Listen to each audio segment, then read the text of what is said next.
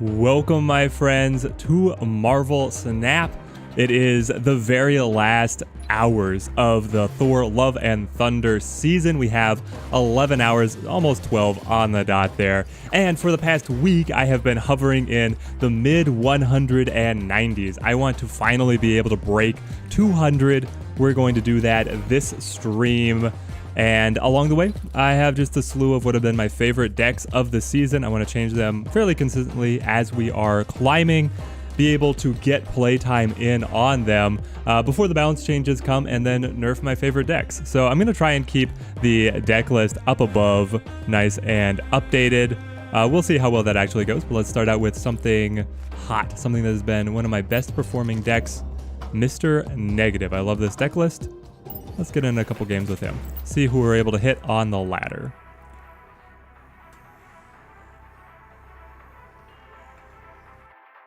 It has been a very fun season. Let's see. Switches into battle. All the overlays. All right. Angela, Jubilee, Psylocke. I love this opening. Also, I'm pretty sure our opponent with that avatar has to be a real person rather than a bot. So I'm looking forward to as many just good games as we can. And let me tell you, we love this. Psylocke lets us get a turn 3 Mr. Negative. This is about the perfect draw you can have. Being able to have Psylocke and Mr. Negative to be able to play him on turn 3 just gives an enormous advantage. Is it enough to say that we snap immediately? We probably do snap immediately. Now, I would like to be able to play Nakia. I would also like to be able to play Jubilee. We could do something like Angela, Nakia. It buffs Jubilee, Ironheart, Shang-Chi. Gives us a very favorable beginning here. They have their own Mr. Negative. My opponent has the exact same idea that we've had. Play these decks before they're gone. Let's go Jubilee, and let's actually play to Onslaught Citadel. The inverted Iron Man, which is the best card in the game, the best card possible maybe, is still in the deck. So it's 1 in 5 that we're able to pull him to Onslaught Citadel. And it's going to be very hard for our opponent to be able to overcome that. They can, of course, have their own. But we've got some extra juice to be able to push through. Now, if we pull Magic and destroy Onslaught Citadel, there's the Rogue. Okay. They've got their Jubilee. What are you going to pull to New York? You got the Iron Man to New York. Okay. Fair enough. Well, it means that we're not going to fight over New York at all. Instead... is it Ironheart or is it Shang-Chi? It's probably just Ironheart, right? Ironheart will give us the distributed buffs. It's a little bit better than Shang-Chi. We flip first, so there's no way that Shang-Chi would be able to hit a big target. Alright, and we snapped. We'll end the turn here. How are you guys doing in the chat? Has everyone made it up to infinite, or is anybody making that last minute climb to be able to get the rewards? I hope you guys have had a good season. Oh, those were not the greatest buffs out of Ironheart, I'll be honest. And they want to extend the game, and canceling out Onslaught Citadel cuts off half of our Iron Man. Okay, well, I mean, it is just Leech. And we're not even going to bother with Shang-Chi because then we're able to get a little bit of extra energy onto Sunspot. What would our opponent have? What would they have that could possibly top it? Really, the only thing that Mr. Negative has to be able to go huge at a single location is the Iron Man. There it is. We force the retreat. I don't know if they had a... Well, I guess if they were running Rogue. Yeah, that's what it is. You play Magic, you hope to draw Rogue, and then they could steal my own Iron Man. We were able to top them there. Fantastic. Oh, we completed our mission. The 1. Play the 4 cost cards. I'll cash that. It looks like we're going to be fairly credit poor this stream. Not planning on doing a lot of packs, but that's fine. It's all about the grind. I thought that I was just naturally going to be able to pass rank 200 fairly easily, and alas, it was never to be. For like the past week, I've just hovered in the 190s. Up and down, up and down. But as I was testing decks for different videos and whatnot, some of them do not do nearly as well as others. Jotunheim gives us an interesting location to play around. This squirrel is going to go deep into the negatives. We're just going to look to try and pack in probably a little bit of strength in the very final turn. Unless they're so deep in the negatives that it doesn't even look like they can overcome it themselves. Wakanda. Wow, what a... Okay, we want to play something, but 1 point feels pretty dead. Who knows, maybe the game will be decided by 1 point. I feel like there's some situations where Rogue is amazing and Shang-Chi, which are both in our deck list here, but they're very reactive. And there's plenty of other games where the opponent just doesn't play anything that's really suitable for them to be able to counter. We get Mr. Negative down. We've already drawn Iron Man, which is our best target for the Mr. Negative, but we have some other key cards that we'll be able to draw into here. We can get we get the Angela. We can get Psylocke later on. Let's see. What is the plan? I would like to leech. They have 6 cards in hand, so if we brick all of those cards, I'm feeling pretty good. And then... Ooh, the big A-bomb. I would really like to be able to get magic so that we get a little more time here. Let's try Jubilee to that end. And then... I guess it's Angela, something like Angela Psylocke to Jotunheim? Does that make sense? We'll be up and we'll be losing power more slowly than they will. Let's see what we manage to pull.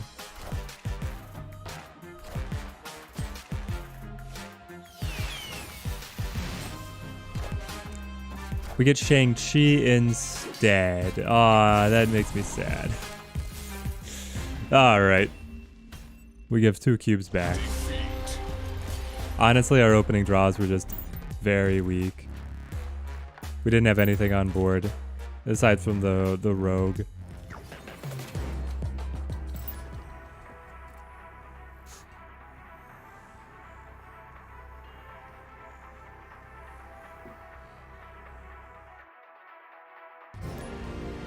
Alright. Let's see what kind of highs we can reach with the deck. I'm thinking that I want to try a modification of the Mr. Negative deck. I want to play some on reveal Mr. Negative with Wong, because Wong is great inverted, and there's just so many other cards that are really good if you flip them that are on reveal effects, like Nakia, like Ironheart. You can bring in White Tiger, and then you can bring in Wolfsbane as well. All just great cards to be flipped by Mr. Negative and great cards to be doubled by Wong. Do I want to play Jubilee to try and get Mr. Negative out of the deck, or do I just play Nakia? I think we just play Nakia because we got all the rocks. The odds of being able to hit Mr. Negative are a lot lower. They cut up their leech. I'm glad to see that because I always hate getting leeched. Well, it looks like we're going to try and pull with Jubilee anyway. Minitri's Lab is going to make things a little bit tight, but then we could hit it with magic on turn 6 to be able to give us that extra turn. Try and fill up Dark Dimension for the win. We get Sunspot there. I like that. Be able to get a little bit of extra power with him. But now... it's probably Ironheart. And hey, we buffed the rock. Might as well play the... use all of the Nakia buffs that we have. 2-point rock. 1-2 stat line. That's playable, right? They go Swordmaster.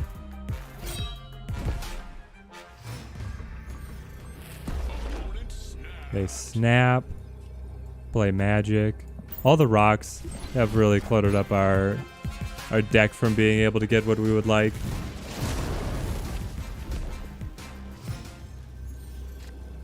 Hang on, that was their final turn? Did they not play anything? Did they only play a mystery card? We drew yet another rock, which... I just think of the Charlie Brown, or no, it's Halloween, where everybody's talking about what candy they got, and then Charlie just has this voice line that lives rent-free in my head. I got a rock. There's the Apocalypse. We win these? Hang on. No! I needed one more hit from Ironheart on the side. Fair enough, fair enough. Yeah, when the deck is called Mr. Negative and then you don't draw Mr. Negative. It was close. We kept it close.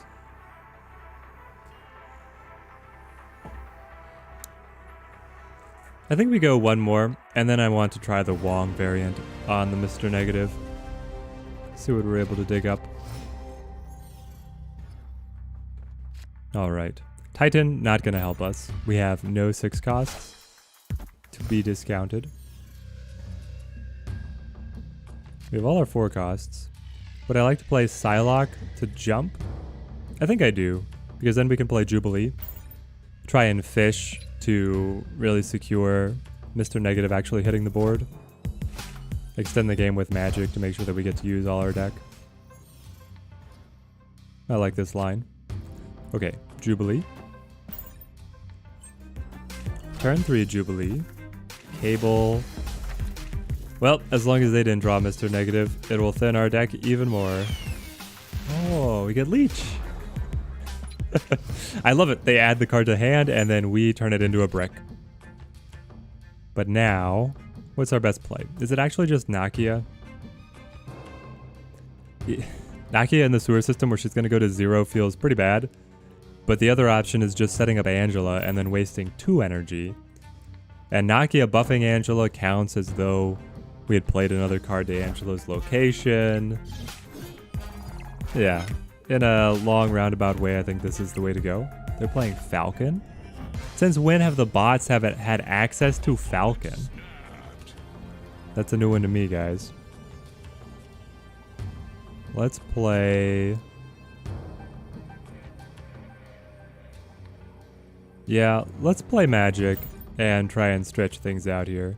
I feel like we're able to catch up if we're able to play out all of our cards that were buffed by Nakia. We just need a little bit more time to get them out.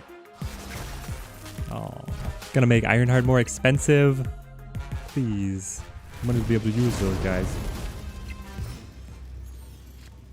Alright. So what swings it all for us? We have 2 turns to be able to plot things out. Getting Angela over here seems like a no-brainer to me. I don't know if Shang-Chi is going to have any useful targets. We may actually just play Ironheart to see where the buffs lie. And then on turn 7 here, we have Iron Man plus Sunspot. Okay, they go Moon Girl. This means I was wondering about playing Iron Man to Titan.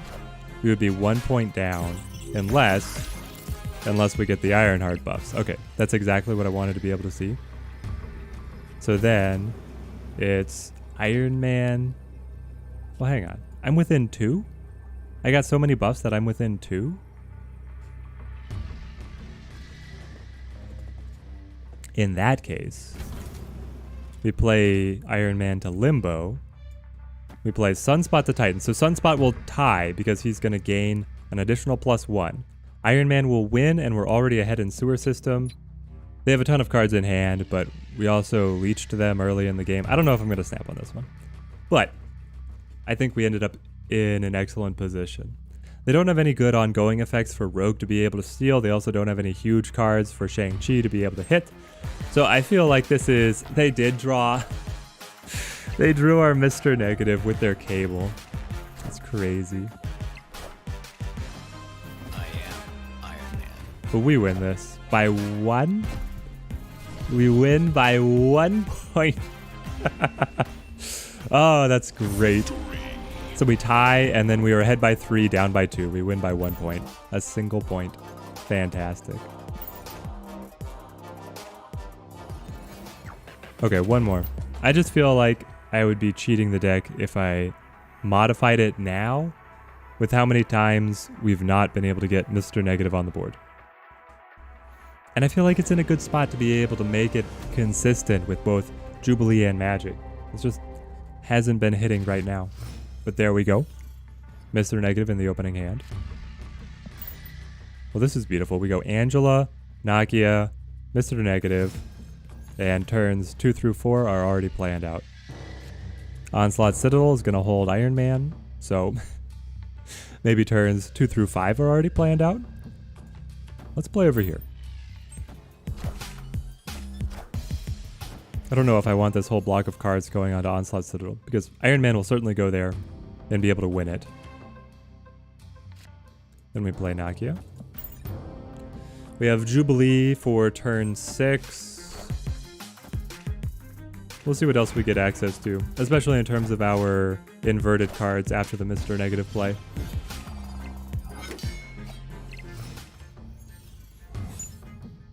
Oh, well.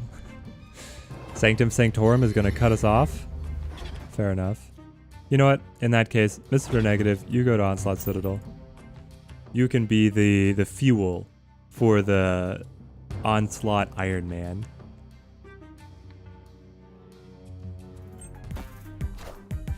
Take it there, Angela. No! Scarlet Witch. No way! Death's Domain? Okay. Okay. So we only have 4 slots remaining. How do we win?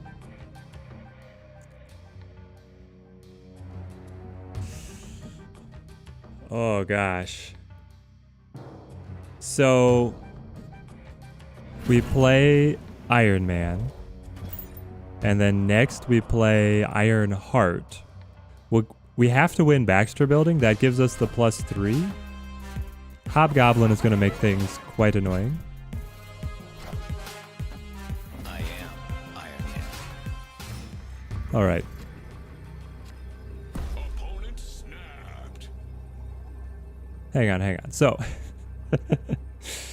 I have magic to be able to change Death's Domain. I can't play her to Sanctum Sanctorum to flip that.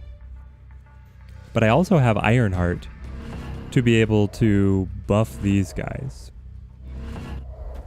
I think we do both, like so. Are we going to be able to drag this out? I don't know where I even want the Ironheart buffs to go. If I want more buffs over here to fix the negative of the Hobgoblin. It's not looking good, guys. Here comes Magic. Fantastic. I'm at perfect 0 in Baxter Building. Oh no. If I just play Sunspot and he goes +7, it then doubles to +14, and then winning Baxter Building would actually flip Limbo and, crucially, Sanctum Sanctorum. He's kind of the best chance I have. I think that is the best chance I have. They play Cosmo. Captain America, is that too much? No, he takes it up to 16. Oh, man. Sanctum Sanctorum stacking with Death's Domain was crazy there. And then the Hobgoblin. The perfect counter to Iron Man. Alright. Let's try and build the Mr. Negative variant. On reveal Mr. Negative. Let's switch back so we get to see the full deck list here. Shang-Chi, I think you're gone. And Rogue, you've not found very good targets for me yet. I want to add in Wong. Where are you, my beautiful monk? Add to deck.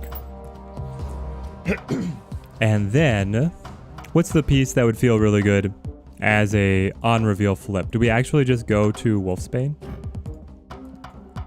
Let me know in chat, guys. Do we add Wolfsbane or do we add... Oh, where are you? White Tiger. Because I feel like White Tiger could also do very well. Honestly, what if we did both? Is there a world where we play both? What would we take out? Leech? We could take out Leech and still be able to run Wolfsbane. I don't know. Leech is hard to be able to figure out because it adds this intangible element to the deck. Let's try this list. And let's see. If I snip this to be able to update the deck list. Save. Let's call you Mr. Negative on reveal. Or would it be Mr. We'll call it Mr. Wong. I like that. Okay. And then update the deck list. Browse. Mr. Wong. Let's see that updated. Looks like it did. Beautiful. Let's see how this goes. I've seen other players be able to utilize the on-reveal negative with Wong on the deck list. It feels like it'd be pretty good to me. I don't know. I like the reactive Shang-Chi and the Rogue. Also because they're great inverted. What I don't like is that it really is held together by the linchpin Mr. Negative. And if you don't get him, your chances of winning are much, much lower. So this way with Wong and all the on-reveal effects, I feel like you've increased the consistency of the deck, even if it's maybe not as strong, if it doesn't have as high a ceiling. We'll see. Yeah, looks like the deck list updated. Fantastic. Okay, Sunspot up against the Lizard. They played to the Superflow like every good bot does. Bar with no name. Oh, guys, we just keep on getting screwed over by these locations. Let's play Mr. Negative to Lemuria. We have to win both of the other locations. I guess it's folly for me to keep playing to the unrevealed locations.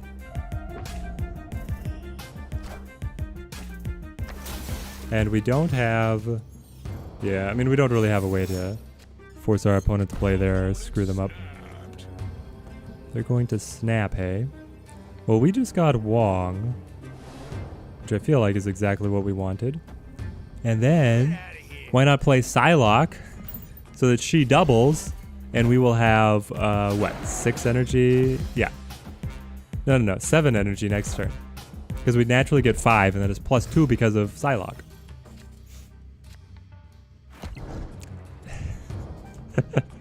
This White Tiger, guys, is going to hop over to Bar with no name. Well, I could play it here so that they hop this way. But then I'm not utilizing the 1/5, which is brilliant. I wouldn't do it. Probably play Iron Man here. Oh, never mind. We can just play What am I worried about? We just play Magic to Bar with no name. That should have been the plan the whole time. And then do I want double White Tiger? I'm not sure. Do I? Maybe I do. Wrong place, buddy. Let's play it out. Let it hit the board. We're going to play Iron Man to be able to fill up one of the locations. Hold that for the win. Yeah, the Magic to Bar with no name could be what saves us here. We flip it over. We have a 6-point head start on our opponent.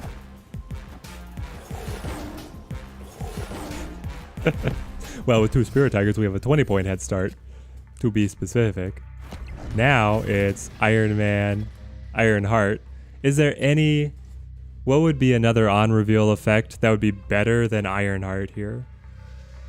There's the Wolfsbane, yes. The Wolfsbane would be quite nice to be able to win Superflow. But I feel like the distributed buffs are just as good. Okay, we're going to end here.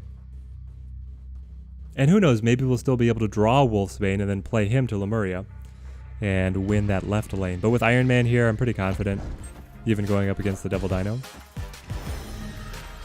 It's like the AI doesn't want to... Well, I guess it makes sense that they wouldn't want to play to Limbo at all. There we go. And again. Ironheart, you're not doing yourself any favors here in Superflow.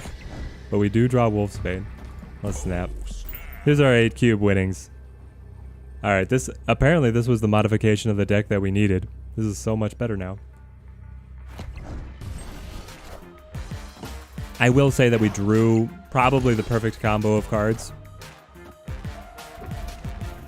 Or the perfect order, the perfect sequencing of the deck to see the ceiling of what this is able to do. Because we got Wong down right after Mr. Negative and he was inverted. And then we doubled Psylocke and on and on. Fantastic. Alright, taking me up 196. Let's go.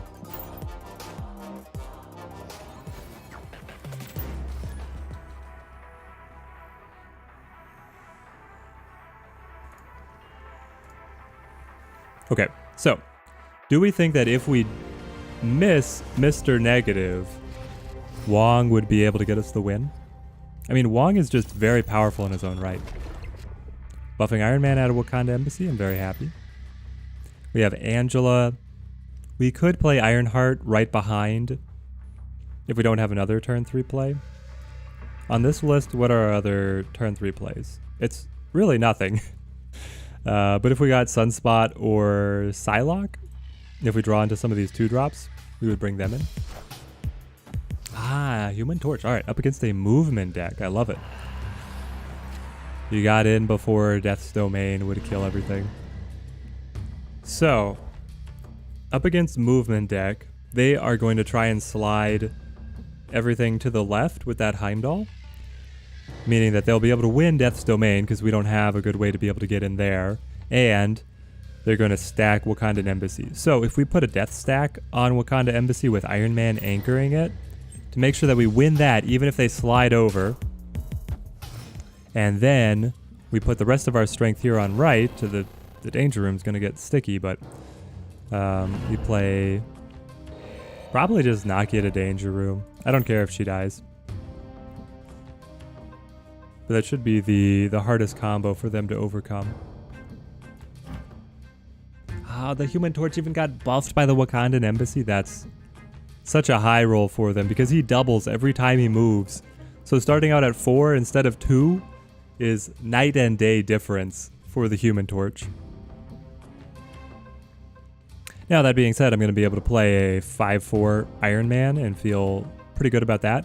And I can have a White Tiger bounce into... Interesting, you're going to play Storm. Okay. So you want to flip that. I'm not sure exactly your reasoning. I feel like as the movement deck, they had the advantage when that was Death's Domain. I guess Angela and Nakia are such bland cards. They're in every deck.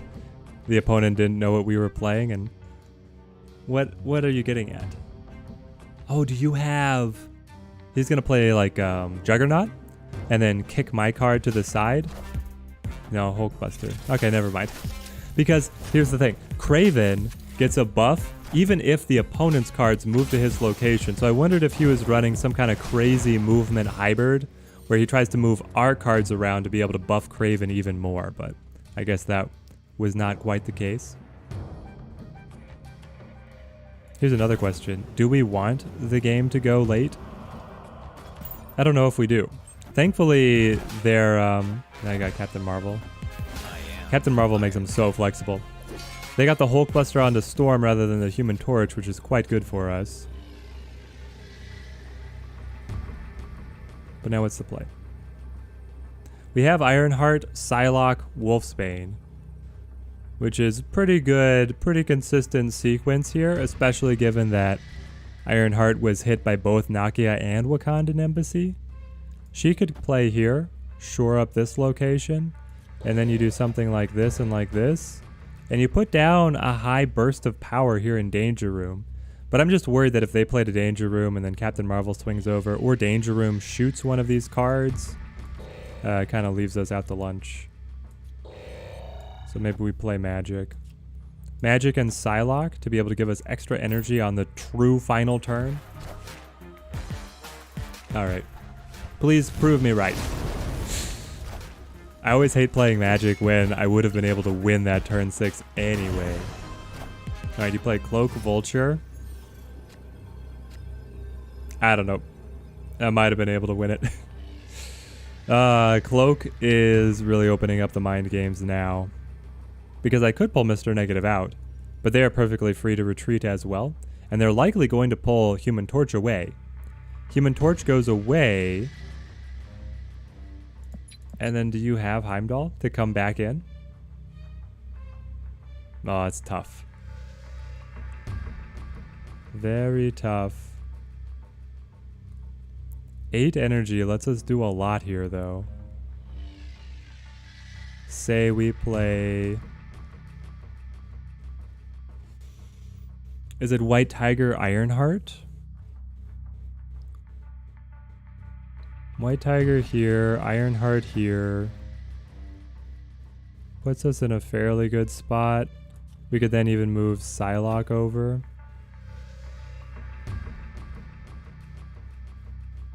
This will guarantee that the White Tiger bounces the Flooded.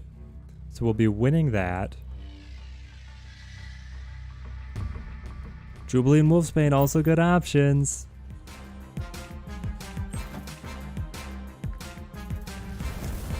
Okay, they brought Craven Human Torch over. But then they retreat the Human Torch. He's now, what, a 16? Insane.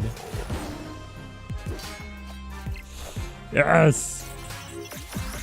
Ah, yes. There we go. Victory. Yes, they were able to build an enormous Human Torch on that final sequence, bouncing to the Cloak and then pulling back with Doctor Strange. And they made a pretty big Craven, but we were able to finagle that final play. And they had the flexibility of Captain Marvel being able to bounce out, but we were ahead by too much. Insurmountable leads. That's what I like to see.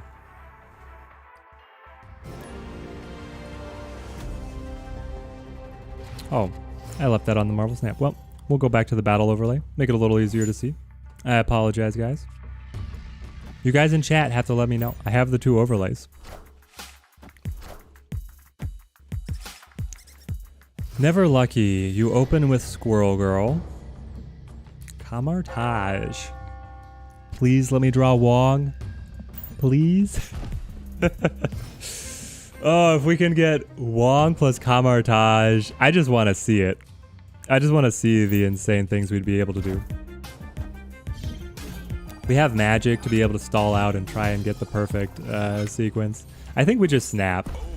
I mean, what is the possible combination that he's able to play down that tops us when we're running an on-reveal synergy deck with Camartage as the center location and a fat +4 to all our hand?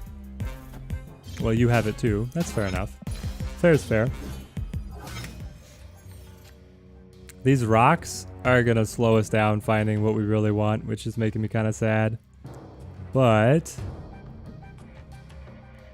do we just play Magic to Kunlun? I think we play Magic on right. Hope to draw Wong. With all the rocks, we still have 9 cards in deck. And the rocks are going to get buffed by Patriot.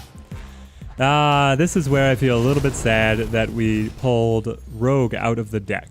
Because she would have been a great help here.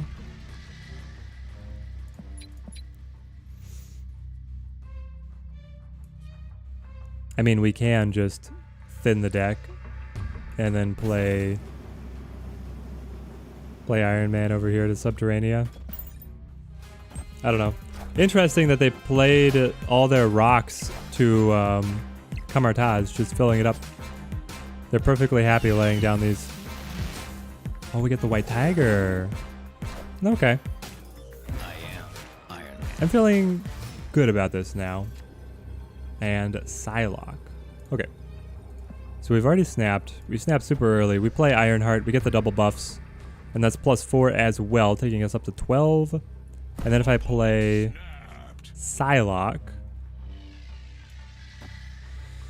that would take us up to 14. Do you just have Onslaught? Are you just gonna clap me with Onslaught? I feel like you are. We're probably not winning Camartage. That's +6. Yeah, Onslaught has me worried. We'll just play out all our rocks. Show the opponent that's all we had. We got hit pretty hard from Subterranea. 25. There's a, oh, he has a +10 Onslaught? No, not like this. Oh, man. I thought that the Camartage was a shoo-in for us, and then Wong never appeared. Not a once. That hurts.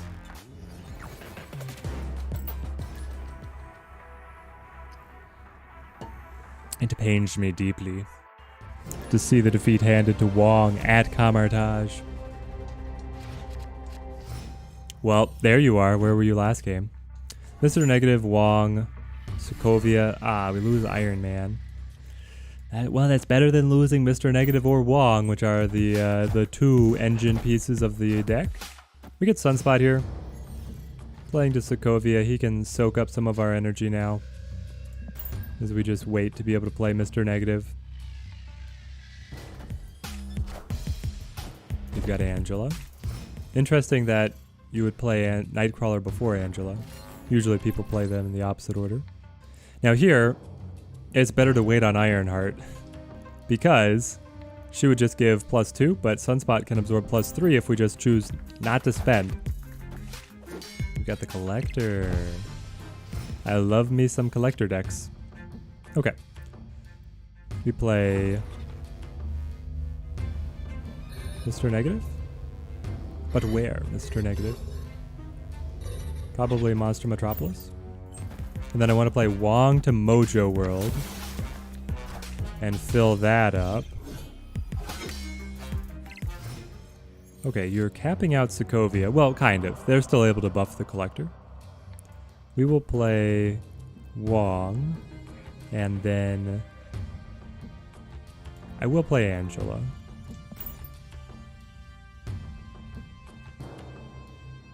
Then I want to be able to play Magic. Give myself a little extra time. And we have potentially Ironheart and Jubilee to finish off Mojo World. Especially, guys, if Jubilee pulls like White Tiger, well, or we can just get White Tiger here. That's quite good too. Yeah, we should have snapped. We should have snapped seeing that opening hand. That's what I'm thinking. Otherwise, we'll only get 1 cube. We're a little higher than we started this stream, but we've also had some devastating losses. All right.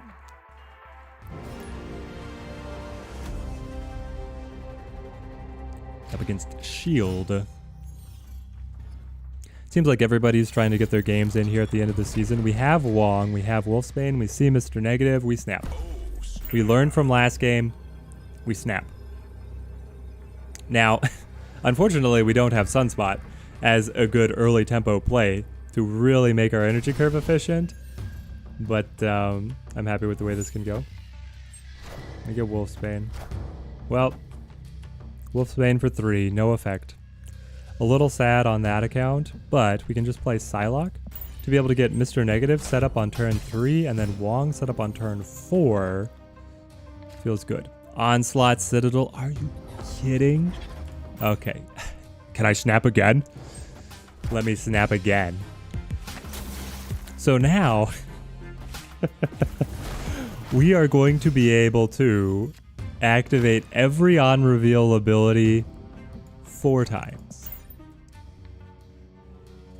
Here's the question to my opponent. Are they just going to retreat as soon as they see Wong on Onslaught Citadel? If I was playing in their shoes, it depends on what kind of humor I would be in. If I was trying to win, I would immediately retreat. if I wanted to see what kind of insane combo my opponent was able to do, I would let it play out. Shield, how are you feeling about this? Thankfully we already snapped, so we got our 2 cubes locked up. I am Iron Man. It's a race to see if Iron Man can top Wong. I love it. So we play Nakia, certainly. Do we wait? I feel like we need to play Ironheart. And then as the final play, it can be Iron Man and Sunspot. Alright, let's see what happens.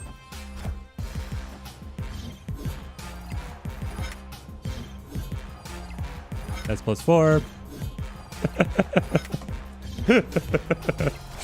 Oh, Sunspot's already a 1-9.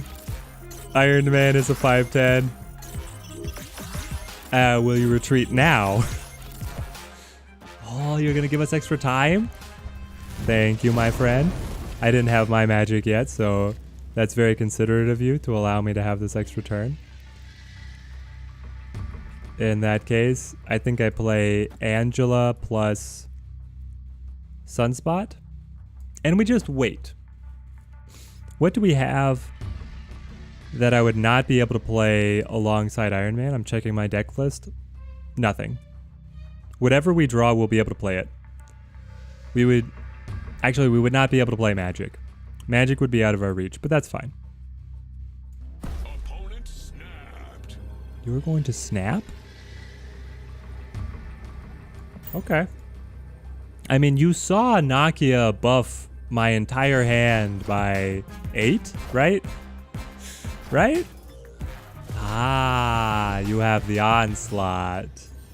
Well, okay. Now it makes sense why you might snap. Oh no, the onslaught Iron Man. So now do you have Omega Red? Omega Red is the only thing that I'm worried about. Because otherwise I don't see how you top me. 1536 power. I am Iron Man. It's Omega Red, right? Ah, it's Mystique. Okay, so we're up to 2,000. Nope. Oh, there it is. They built Exodia. Wait, what? Victory.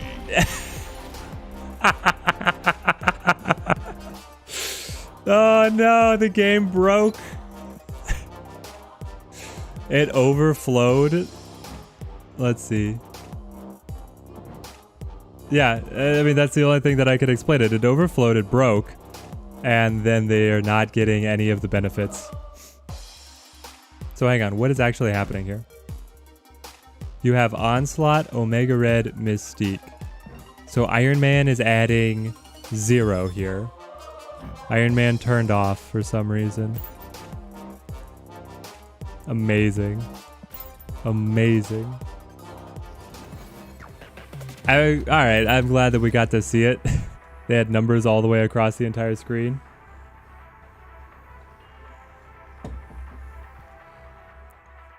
One more game with this Mr. Negative deck, and then I think we switch over to something else. We have a bunch of other fun ones to be able to play. Ooh, I do love taking Asgard if you are able to hit Mr. Negative, because then you immediately get the fresh draw of 2 of your inverted cards. Very powerful. Obviously, if we don't get Mr. Negative, it feels much less impactful. Okay. Looks like Sunspot's just going to keep on eating up energy here till we get an appropriate play. Nakia, I would say, is appropriate. Buffing 3 cards, especially the Iron Man, feels good. And with Magic, if we win Asgard, hopefully we'll be able to draw into... Aw, you're going to give me the hood. Okay. Well, there we go. Hopefully it is enough to win. No, not against the demon. Ah, are you playing some kind of hazmat deck? My premonition is it's a hazmat deck that's trying to push all the cards over to our side of the board.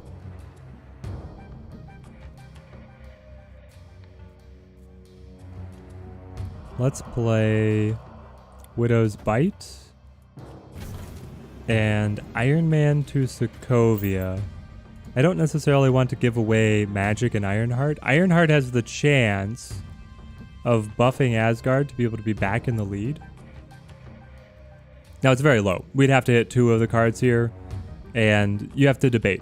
Do you leave it as a surprise to be potentially more impactful? Or do you play it immediately when you know that you're guaranteed to hit those cards? We've chosen for the surprise, and then we trust in RNG.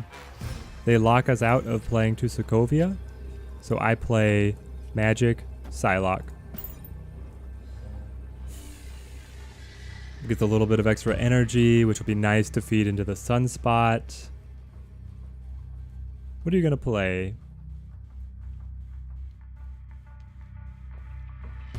Do you bother playing back to Sokovia, or do you think you have won this location?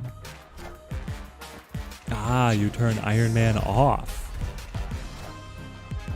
And then you've got the Mojo. Okay. So it's going to be a bit of a tall order to come back here. Wolfsbane. Well, we can make it close. I don't want to snap. Ah, it's Magneto. No. Hang on. Do I still win? Did Magneto pull more than he could handle? Yes.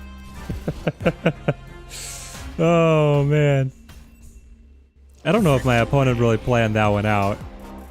Alright, let's give him the thumbs up. Maybe we should have snapped. I mean, if they'd had any other big finisher, they would have been able to win. But they pulled up exactly even, and then Ironheart gave us the buffs, and then Wolfsbane went over the top in the center. And the rest is history. Only a 2-cube history, but history nonetheless. We see Wakanda. We have Wong in hand. Just having Wong in the opening hand is not enough to get me to snap, but if we see Mr. Negative appear, then we're snapping. Yeah. So we're snapping, like I said before, but Galactus. Is there any world where we use Galactus? I don't think so. I mean, his animation is amazing. And I'm trying to think with Magic creating Limbo. But the problem is that then, this is your only card here, destroy all other locations. Because he fully destroys the locations, I believe the effective Limbo would go away if it's been destroyed. So we will not be utilizing Galactus, as hilarious as he may be. Then we play Mr. Negative. They have a lot of tempo. Quicksilver, Domino, Lady Sif. It's about as high tempo play as you can get in the first 3 turns.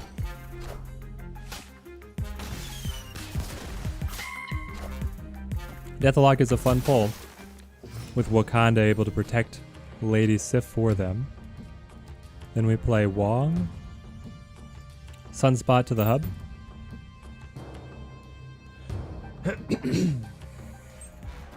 Could be Gamora. Why are you playing Gamora? I mean, look at this art, guys. Look at that. Some of the art in this game is so beautiful. Let's play... This is the final turn? Well, what if it isn't the final turn? What if instead I play Magic? What card do I think will get a nerf? I think that Hellcow is certainly getting nerfed. I think that Nakia is probably on the hit list as well. And there's been a lot of discussion on the Discord around Magic and Mr. Negative. I would be surprised if Magic Sarah and Mr. Negative, I think will get like slight tweaks. But mostly I'm sad because I think Hell Cow is gone and I never got to play him. I never was able to collect him. What about you? What's on your hit list, as it were, for nerfs? I could play Iron Man here to be able to win. It feels silly to invest so much and then surrender the location. But beyond that, how are we winning anywhere else? I don't know. The alternative is, right, you play Ironheart to be able to get a bunch of buffs out on the other locations, but then you have to win both of those locations. It's ugly. I think that's what we got.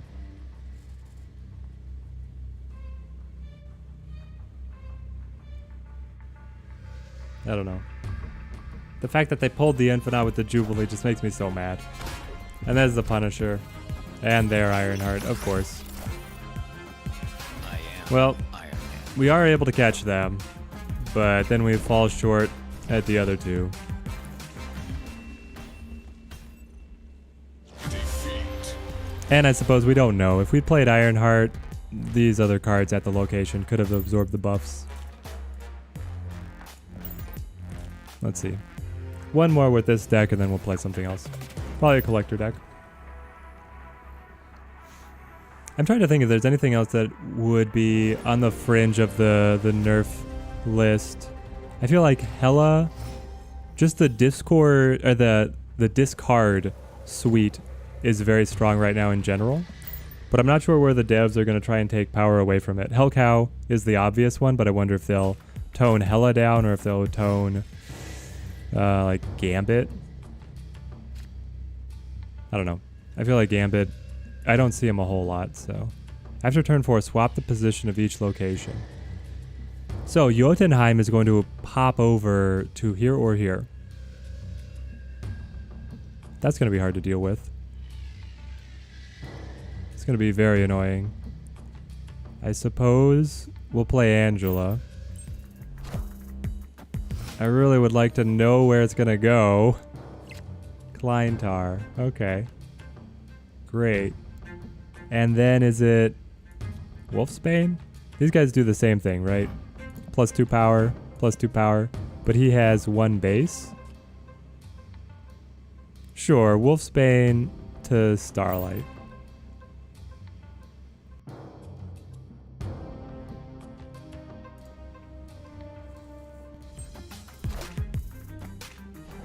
Alright, he plays the Jotunheim. You storm the Jotunheim.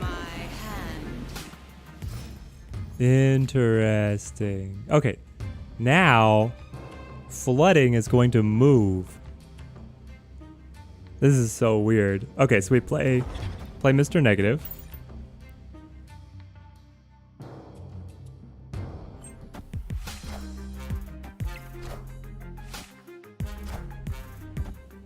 Okay, with Mr. Negative here, it then flips. I would love it to move, honestly, to Kleintar. Okay, we got it here. Now, I play Wong plus Nakia. I'm not going to play them there. We're going to play up here to Starlight. Nakia will buff all cards in hand by 4. That gives us a huge Ironheart to be able to throw down. And we see what we draw into. That's also going to be an inverted card. Especially if we draw White Tiger. I would love to see White Tiger here. Because we can play White Tiger to the right lane. And then kick 2 of the Spirit Tigers over. What else you got? And do we want to snap? Are we feeling good about this enough to snap? We just got Ironheart and Iron Man played for free. This should be fantastic synergy. Can we get canonical synergy between Iron Man and Ironheart? And then I got White Tiger? Alright. Is it Christmas? I even have the 5 energy to absorb into the sunspot. I should have snapped earlier.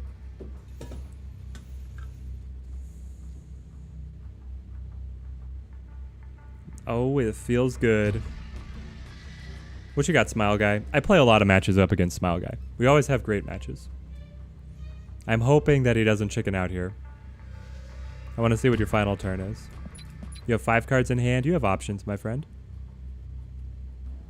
I'm sure you want to see. You know that I only had 1 card in hand. So in that sense, you know, you had the advantage, but I certainly have the advantage on the board. White Tiger here is going to be... There's a retreat. All right. Yeah, we should have snapped earlier to be able to grab. That's all right. We're almost at 197. A great time to switch decks. Let's see. What shall we play? You guys can let me know in chat if there's any decks you specifically would like to see. I'm feeling like we do the Destroyer. No, we said we were going to do a Collector. I've been experimenting with this one a little bit. Let's see, I think I need to get a new deck list up. We'll take a new snip here. Sarah Collector. The idea is that Sarah plus Quinjet is going to be able to make things incredibly cheap. So we're gonna go Jet, Sarah. Basically, we can play these high curve cards for free. And then disable this. Flip over so you guys see what I'm talking about. Deck list, update for the overlay.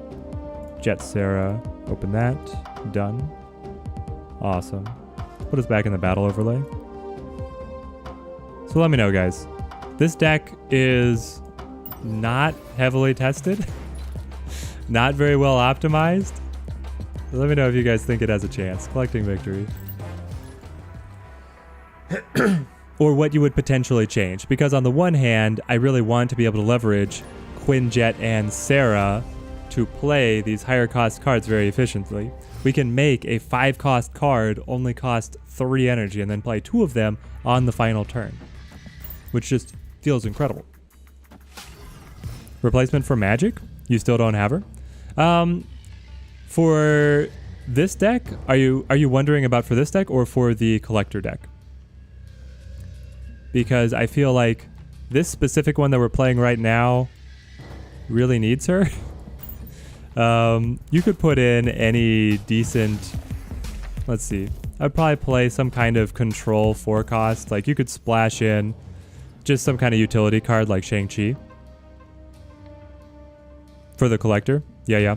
Okay, yeah. So I would probably splash in some kind of mid-cost control card like either Shang-Chi or Enchantress. Here we play Nakia Agent 13. Or, really, what I would play with the Collector if I didn't have Magic is I would take Sarah out of the list as well, and then I would run Angela plus Nightcrawler. Which is a list that I have tested a little more and I feel like is better optimized. Hala is about to pop. I frankly could play Armor. I like Moon Girl here. She's going to duplicate Iron Man. So we kind of hit the dream here. Of some incredibly cheap cards out of Quinjet. And I don't know if my opponent saw that I had Mojo there. We have the advantage now. So there's Iron Man at 4 cost. Now, how about Iron Man at 3 cost? Oh. And I would love it if I draw a Collector here, because I can play...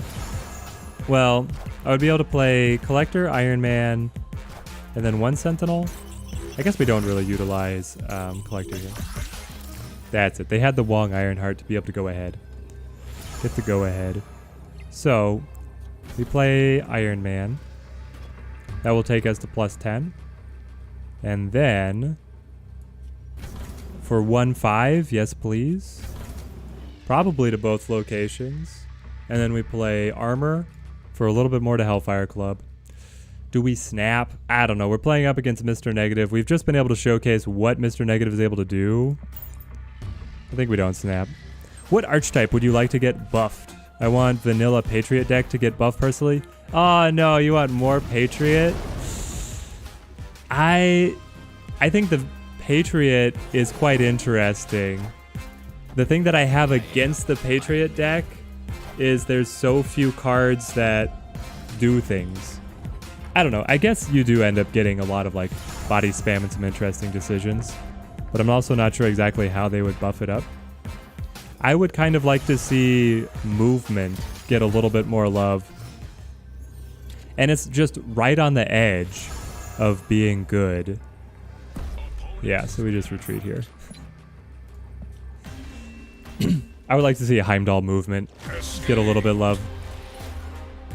Because he has all his cards. He's a very fun combo archetype. You have to think a lot to play him. When you win with doing all the movement shenanigans, you feel pretty smart, like you executed a complex combo. But right now his just raw power isn't there with the other archetypes. You have to have absolutely perfect draws to be able to keep up with them. And then there's a lot of times where it just feels a little dead. So they need either a new card that gives them a couple more movements, or a card that can move itself.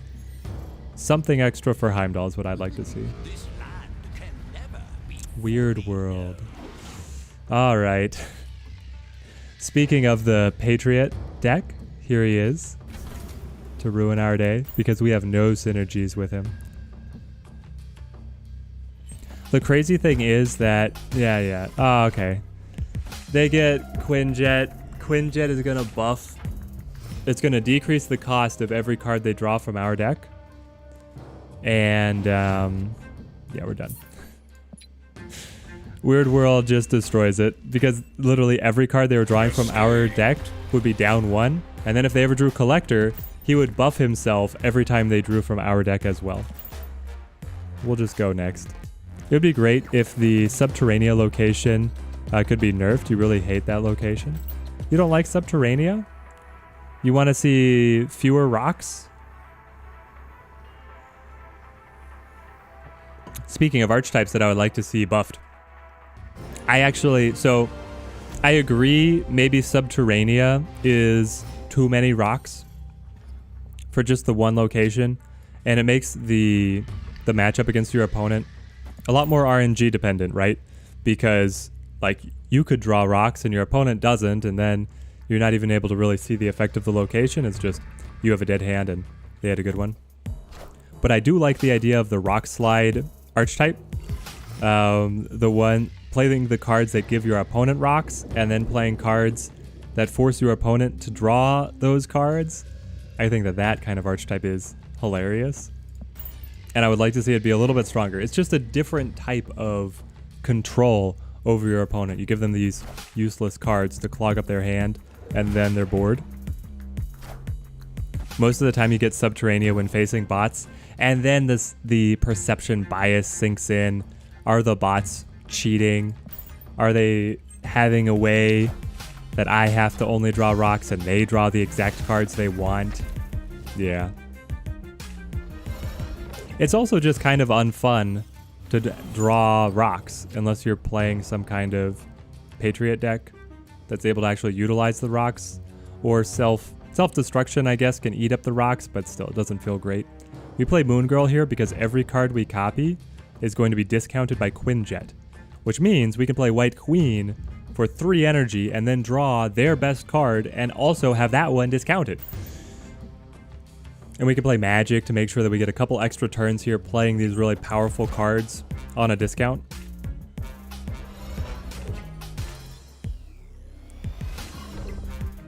All right, Collector is looking on point here. I love it.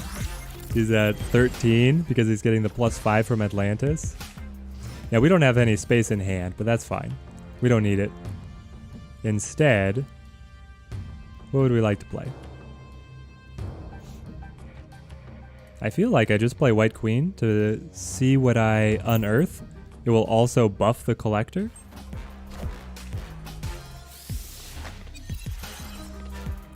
It is Heimdall. Well, I don't know how well we're going to be able to use Heimdall up against them. But we have an enormous advantage in Atlantis. We need to find a way to be able to get an advantage in Asgard. Let's play Magic plus Nightcrawler.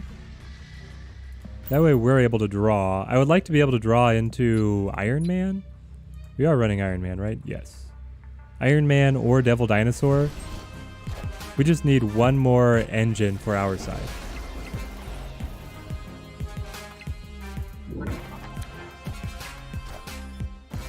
There's the magic.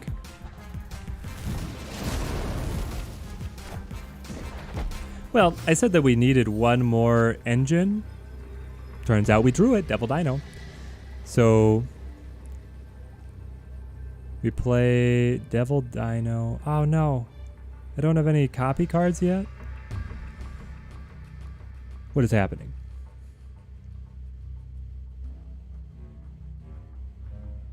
I could play white. Is it just White Queen instead? Because then I'm +6, that puts us ahead in limbo. We draw the card out of their hand, which will buff the collector. And then I could do something like play Nightcrawler just to optimize our points. I think this is actually better. Oh, it's very close. Do you think more draw cards will come into the game? I do. So if we look, the data mine has seen that there are 2 cards for both one for self-discard and then one for self-destruction that either when they're discarded or when they are drawn, or when they are destroyed, let you draw another card. But I hope that we get something else that'll let us draw cards or potentially call cards to hand. There's one card that I'm really interested in with a leaked ability, so it's Old Ben. When he is destroyed, he creates Spider-Man in hand, which I think is both perfectly thematic for the card, but also really interesting for an idea of that you have these cards that as soon as you fulfill a criteria, you get another specific card in hand. And I might like that better than just raw draw stats. But I feel like they will eventually get some generic, you play this, you draw from the top of your deck. Cloning Vats. Cloning Vats is amazing for us with the collector. We just have to get the collector for it to be worth anything. Let's go ahead and play. Agent 13 creates Ebony Maw. I don't know if we're ever going to use Ebony Maw. And now Savage Land is going to clog up our locations. I mean, honestly, we could burst with Ebony Maw and Agent 13 at Savage Land and see what comes of that. We're probably not looking to play Magic here. And Kiln is about to lock up. Are you kidding? And how did... Wait. Guys, does the cloned Agent 13 always create the same card? Have you guys seen this before? Or is this just like the luckiest draw possible for me? That's crazy.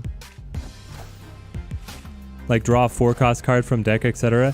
That would be interesting if the draw effects were targeted to a specific price point rather than just generic draw off the top of your deck.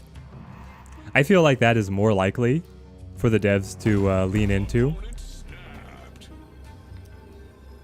I think Moon Girl is one of the best plays. I don't know. Also, why have you snapped against me? How they will nerf Magic, though, makes it 6 energy, don't do anything.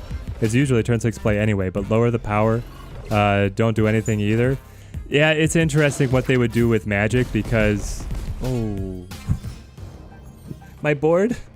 What have you done with my beautiful board? Okay, so you had Killmonger ready to go. Let's play Magic, like we've been talking about. You can nerf... The thing is that every time you bring down the power of a card to nerf it, it makes its variant in Mr. Negative better. So Magic was already good in Mr. Negative, and then suddenly you're going to say, okay, now she's even cheaper for Mr. Negative. So it is a difficult act for them to balance, I think. But I don't know. I feel like they'll be able to find a way. It could be... What would the balance be? It could be that they make it more expensive, or they could decrease the power for Magic. Just so that it's a very dead turn for you, and then you counter with the next turn. So if you're playing a deck that still has space on board or cards in hand to be able to carry into turn 7, you'd be at less of an advantage.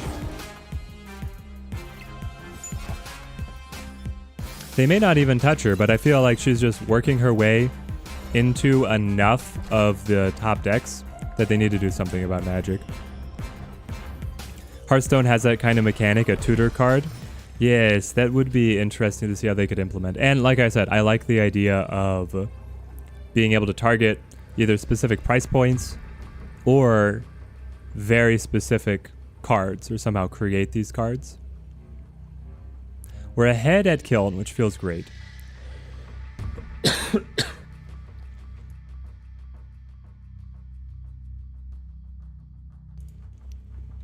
But we don't have great options for everything else. What is my opponent going to be able to do? Will they be able to top us at both other locations? It feels like they might be able to. Let's see. They only play for cloning vats. That's a good sign for us.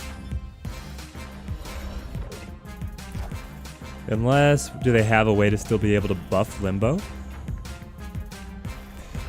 Our collector got huge, guys. He's a 14 strength, 16 strength collector. Oh, man. Damn. And White Tiger. Yes! Oh, if White Tiger had jumped the Limbo, we would have lost. And if the collector had only been a couple points weaker, we would have lost a kill. Amazing. That is crazy because they didn't play Wave. They destroyed enough cards to be able to play Death and White Tiger. Man.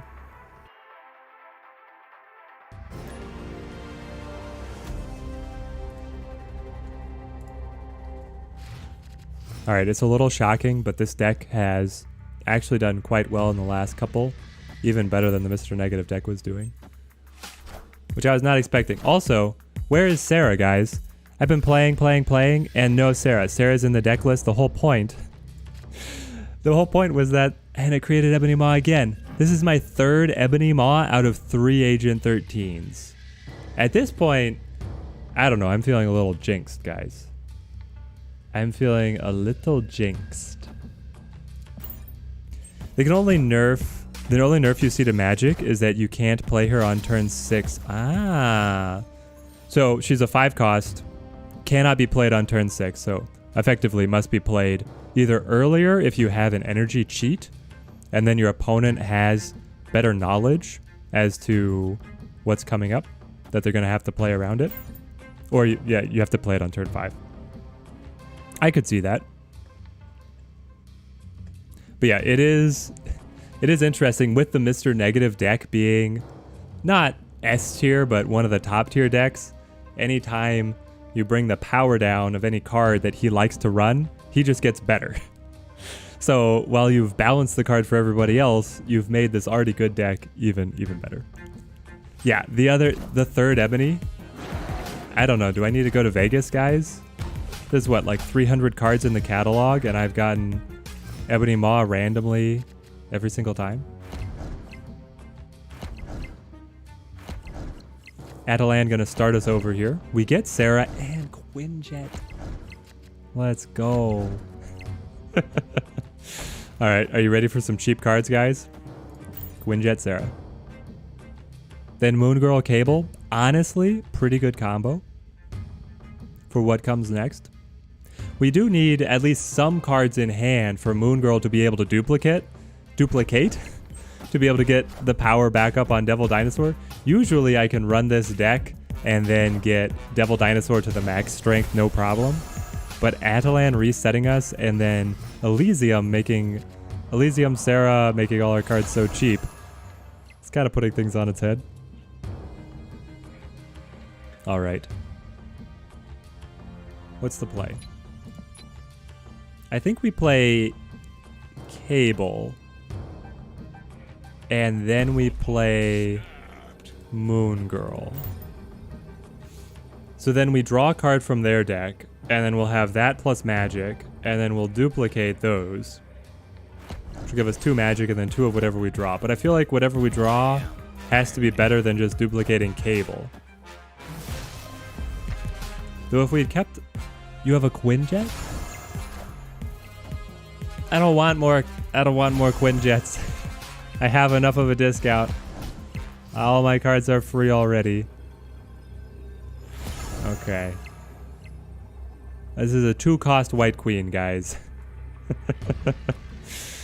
Oh, man. We certainly would like to play her, but do we also want to play Magic?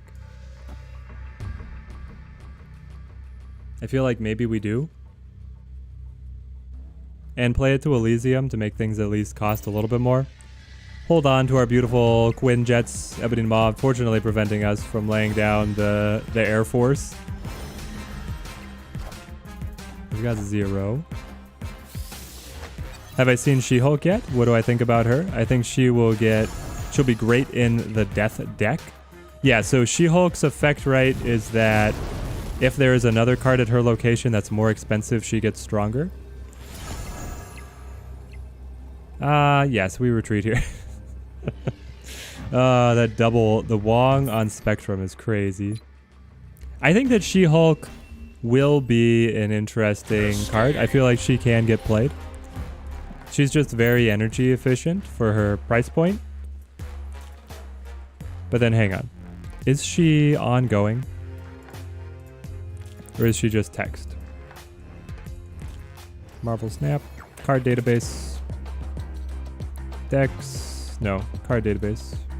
You mean another? She-Hulk.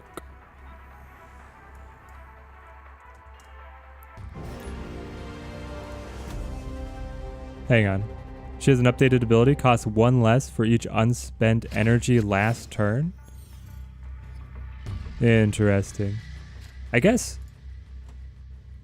What ability do you think that She-Hulk is coming out with? Because I've seen 2 different abilities on the She-Hulk data mine.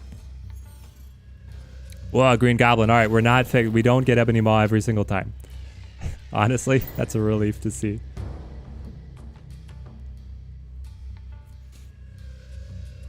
Yeah, I think I've seen a version of She-Hulk where she gets stronger if there's another card larger than her at the location. But then I've also just now seen from marvelsnap.io that she costs 1 less for each unspent energy last turn, and she's a 4-cost 5 strength. Which means on turn... So if you don't spend any energy on turn 3, you get her for 1 energy. That's interesting. Oh, thank goodness.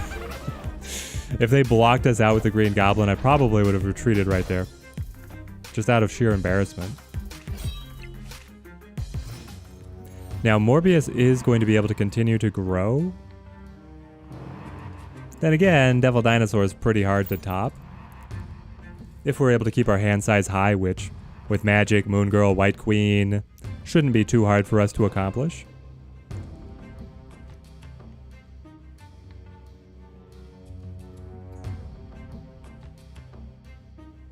Now I'm trying to think if She-Hulk's ability is that she costs less per unspent energy, where she fits. You obviously run her with Sunspot, and then probably Magic. The idea being that you'll try and play her on a later turn, effectively for free, when you funneled a lot of energy into Sunspot. But I don't know, like, what other broader archetypes that would really mesh within. They just got the retreat? Victory. Hang on. You just retreated saying Devil Dino? Okay. She has a new ability? So what ability are you expecting her to have?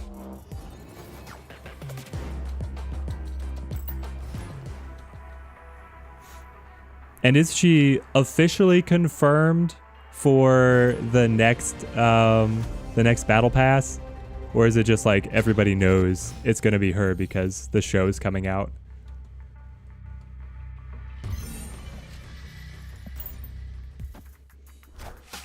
I don't know. I'm honestly more excited for the prospect of what is we saw all like Mr. Negative mirror matches, and then we switch and we're playing Collector, and suddenly everybody's playing Quinjet Collector. Let's play Cable. In the mirror match, Cable is king. He draws a great card for you out of your opponent's deck.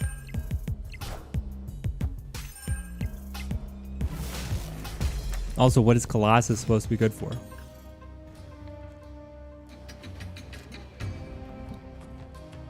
Well, I think I just play Mr. Fantastic here because he's technically more strength than the Sentinel. But I don't know. But like I was saying, I'm more excited for the prospect of seeing more of Daredevil in the MCU than the actual new She-Hulk character. I don't know. I'm just not that excited about getting all the new variants to replace every single one of the old Avengers. It's an on-reveal deck. Be prepared to Spectrum. Oh, do they hit Spectrum here with Wong? Okay.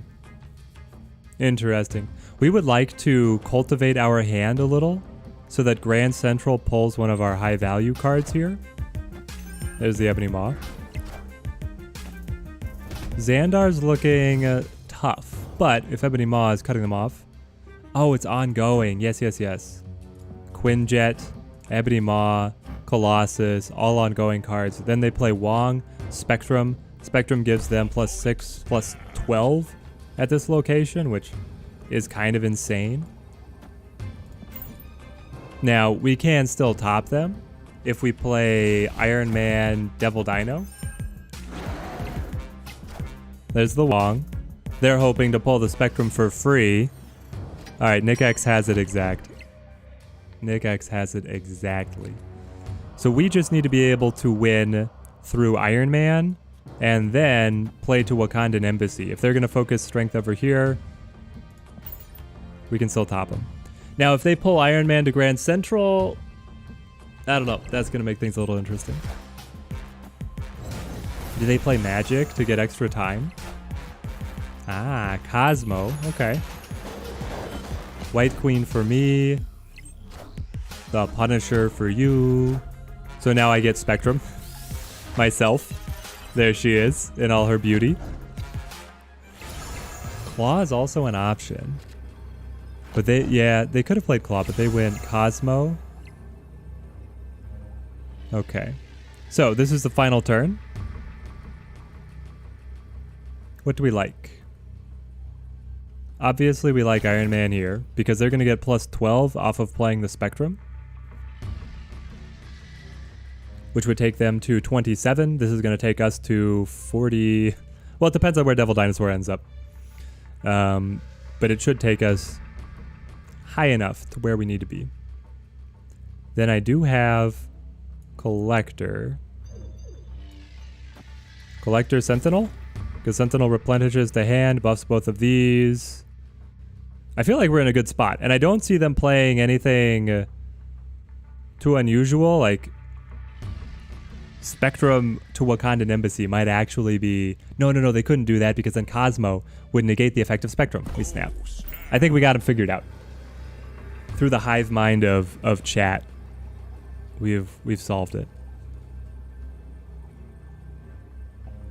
And White Queen told us that they do indeed have Spectrum. There could be an occasion where they're bluffing or they're hoping to draw it, but they guaranteed had it. We go up to 38. The soul read on my opponent. Sometimes I wish I could see people's reactions to games. This would be one of them. There's the Spectrum with the insane double buff. Yeah, 27's pretty good, BI. 27 is pretty good, but it's not 50.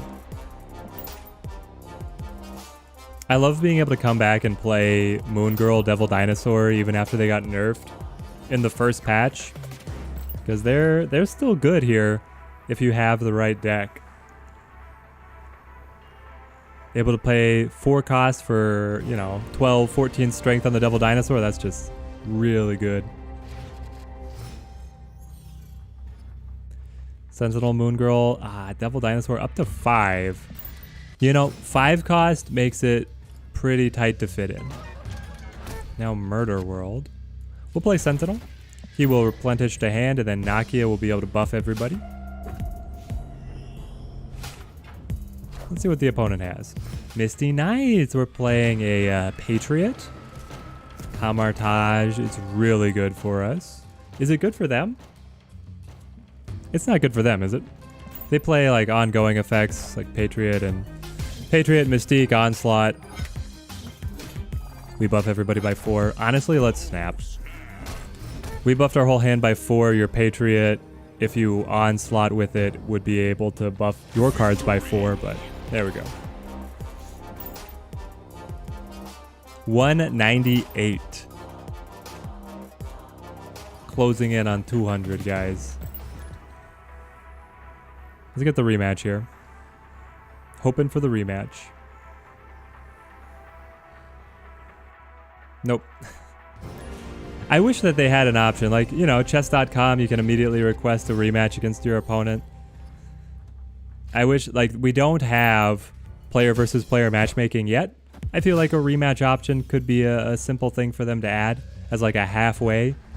I get Limbo just naturally. Okay. Well, Magic, I don't have to play you now.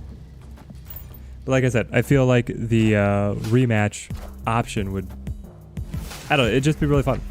Be able to play more people rather than playing bots. Like this. Tinkerer's Workshop, taking us up to 4 energy. What do I like? Normally I would like playing Nakia, but I feel like I should go ahead and jump the curve and play something like Devil Dino.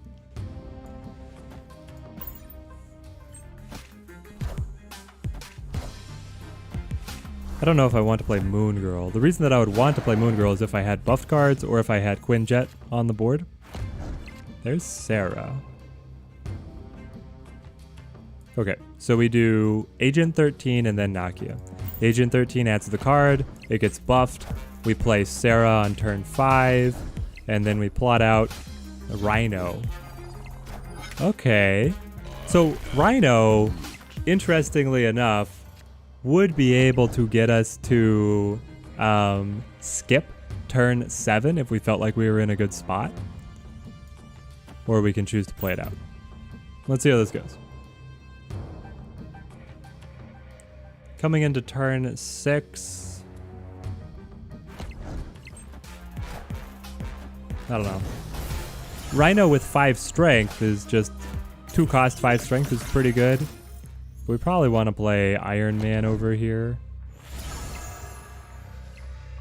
We work in something like Iron Man and then... Well, it's either Sentinel or it's Rhino. But I feel like Sentinel has to be better because he'll buff Devil Dino. I guess it comes out about the same. He's 3 strength. Plus 2 to Devil Dino. Rhino would be 5 strength on himself. Odin. So they get the extra tick on Star-Lord, Groot, and Ironheart. Youch. There's so much power.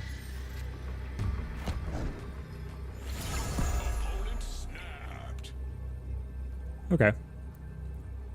So then it's Collector. White Queen, Moon Girl, Snap.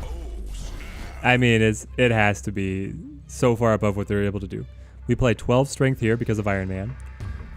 We have the Collector, which is going to get buffed by Moon Girl and White Queen to an 8. Devil Dino is we're gonna have a full hand. We're also gonna have Sentinel reveal. Yeah. I think we win all 3 locations. We win looking away. No. Never mind. We don't win looking away. Enchantress turning off Devil Dino means they win center. But then they only had 3 energy to be able to play this mystery card to Dark Dimension. It's Cable. Alright, so we'll be able to win Dark Dimension here. And we were high enough up on Tinkerer's Workshop. Yeah, I don't expect the Enchantress anymore, which used to be the mainstay. The Enchantress counter to Devil Dino and Iron Man used to be the whole game.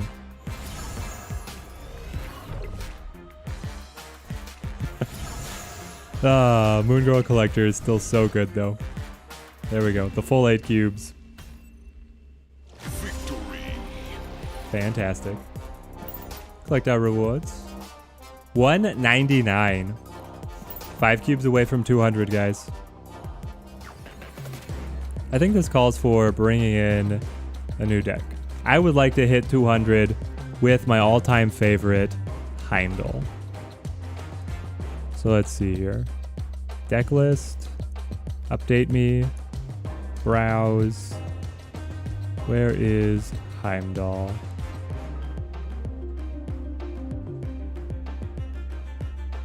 Do I not have it? Heimdall V2. Here it is. Done. Does this look right? Let's double check. Browse the collection. Heimdall's got a dream. One of the very first decks I built. Yep, this looks like it matches up. Sweet. Take us into battle. What rank will I be tomorrow? I believe that I get reset to 70. But yeah, I should be reset to 70. Because last season, I climbed a little over 100 and I got reset to 70. So whatever you get over infinite doesn't get factored in. I assume that the game logic that they use is they first set all the infinite players to 100 and then they scale them down from there. Which honestly, I kind of wish that they pushed you even farther back because, I don't know, I enjoy the grind. I enjoy having to fight to climb up farther. Let's play Craven on middle, on left. I don't love any of these options, but it's probably to Grand Central. And then we want to be able to play out... Okay. Well, that changes things a little bit. I would like to play... Hang on. Everything's so cheap. What do we want? We want Nakia to be able to buff multiple man, but we also want to start setting up some actual combos.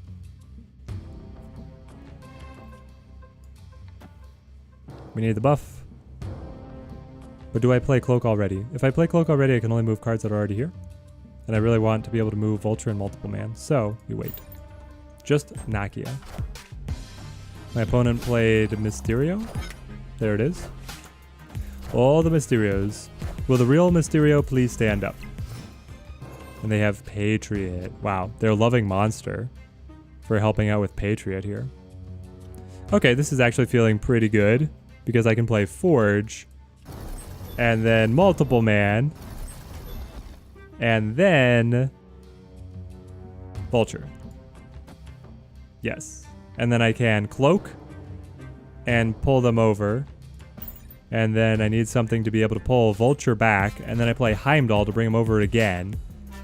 And we just have to outscale the Patriot. The Patriot Mystique infamous combo. Somebody had asked earlier on in the stream what cards I think are getting nerfed. I neglected to mention Mystique. Mystique is definitely getting nerfed. Let's play Cloak. Oh, interesting. Hang on. After turn 5, put a card from each player's hand here. That means we can guarantee Heimdall gets played for free. So we play Cloak here to Elysium. All these cards are going to shift to the left, and then we pull them back. And I play Iron Fist here, just to make sure that Heimdall goes to Grand Central. All right, let's see how this goes. Oh, so much. How did you have the perfect draw? Now, you did prevent yourself from being able to get this free movement. So now I am kind of winning on the left side of the board there. And I'm also kind of able to pull Craven over and Vulture over to be able to get plus a lot. Though, you're also able to pull over whatever you want. Interesting. And then I have one more point to play. Cloak is so weird because it allows the opponent to match you if they so choose. So many times I see my opponent not match me, but if they really want to get into the mind games, would they follow with, say, this monster to be able to top me? They might.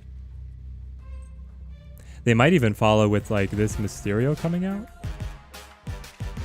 Oh, okay. You brought all your engine cards over. Sure. Oh, I still had Iron Fist for the dagger. Okay, so that worked out pretty well. And then magic. Wow.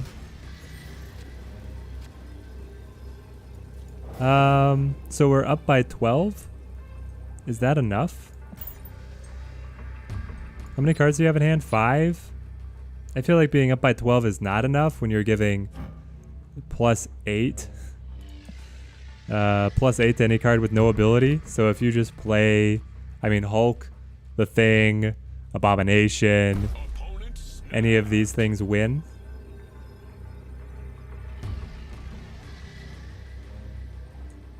But I kind of want to see it. We got a 15 strength Vulture. Oh, here it is. Just laid them all down. There's the Hulk. And Misty Knight. Oh, it's free because of Elysium. Yeah. All right. Andreas, what do I think is going to get nerfed? I think I've been kind of trying to build my hit list of cards that are going to get nerfed. I think that Hellcow has to get toned down a lot. I think he's going to be the biggest nerf that they issue. Then I think Mystique is looking pretty strong, that they might make her a little bit more expensive. I think Magic is probably going to get touched up. I'm just not sure exactly how. If they're going to decrease her power or restrict her into some way so that either she has to be played on turn 6 or she has to be played on turn 5, so she's just a little less flexible. Something's probably going to happen there, though. Hellcow will be 4 power, I believe. I saw that somewhere. I wouldn't be surprised if Hellcow was 3 cost 4 power. Like, it's an insane card. Absolutely insane. We play multiple man here. I'm kind of sad because I don't have Hellcow yet, so I have never gotten to play with the 2 cost, 6 strength, insane piece that he is. We go Hulkbuster right onto the multiple man, which is fantastic for us. Now we just need some cards that will let us start duplicating him everywhere. The tricky thing is that Monster is still higher total power, so we can't play Doctor Strange. There's Vulture. I mean, I will set up Vulture, yes. We also have Dagger, and now we're just throwing a lot of rocks into our deck because Lichigilia flipped over. But yeah, I feel like for a lot of the self-discard cards, their archetype overall is just really strong right now. There's the Hellcow. Yep, somebody else is trying to play it before it's nerfed. Like, this is insane. 2 cost, 7 strength. It seems like the developers had a philosophy that, oh, well, if you're discarding cards from hand, that's hurting you, so you should get a premium stat line on the card. It's like, no, it doesn't work that way. It's helping them because it's fueling all their discard engines. Sarah. I also think that Sarah will get nerfed. I think that Sarah as a 5/5 is just a little too strong. And she fits in all these different decks. So now we play... I mean, is it just Heimdall? I feel like it's just Heimdall. Craven comes over to help out a little bit. These guys slide over, multiple man bounces back. They play Swarm. They swarm the board. We didn't get Cloak, we didn't get Iron Fist, and we didn't get Doctor Strange. So our deck slipped a little. Opponent snapped.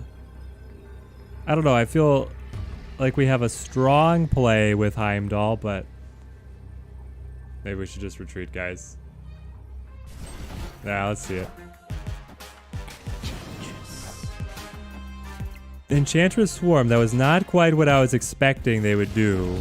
I thought they would play something to Lechugulia. Because here, Vulture gets buffed, Dagger buffs herself. Yeah, we got the win?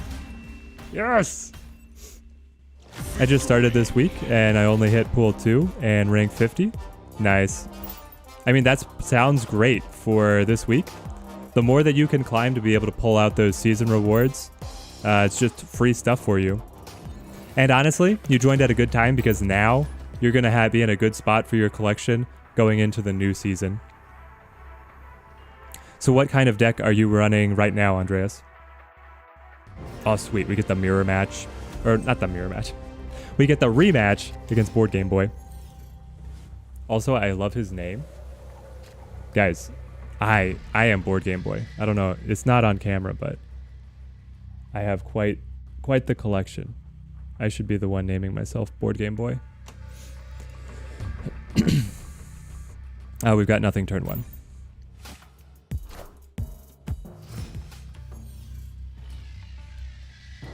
Sunspot's good for him. Able to soak up that extra energy for the curve. We'll play Okoye.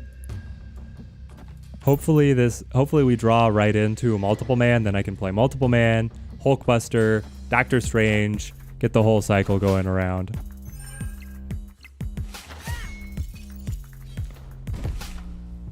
But we'll see. Swap the position of each location. Okay. After turn 4 though. And this, after every turn, will affect the cards. And they resolve in order left to right. So, on turn 4, Jotunheim will still hit the card, and then they'll move. We'll play Nakia. I don't know, we're not drawing our engine cards now. Last time, we didn't have Doctor Strange or Cloak. This time, we don't have Vulture, Dagger, or Multiple Man. There's Vulture, though. Okay, so you're saying there's a chance. Vulture will be our most powerful card, so Doctor Strange will be able to move him. On turn 5, we could play a Doctor Strange Cloak kind of shenanigan. Be able to move Vulture and then bring him right back. I got those cards nerfed. I love it. Jotunheim's now going to start working on the Ant-Man. Okay, well, I said that I was going to bring it back to Jotunheim. That might be a little foolhardy now. We'll play Doctor Strange. So that brings the Vulture over. Do we want to play Cloak here? So that Cloak comes out? That wouldn't be too bad. Let's try that. There's their Sarah.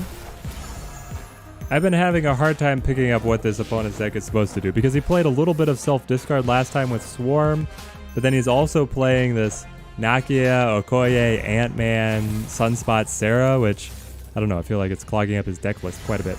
I'm not getting a good read on what he likes. We pull Vulture out.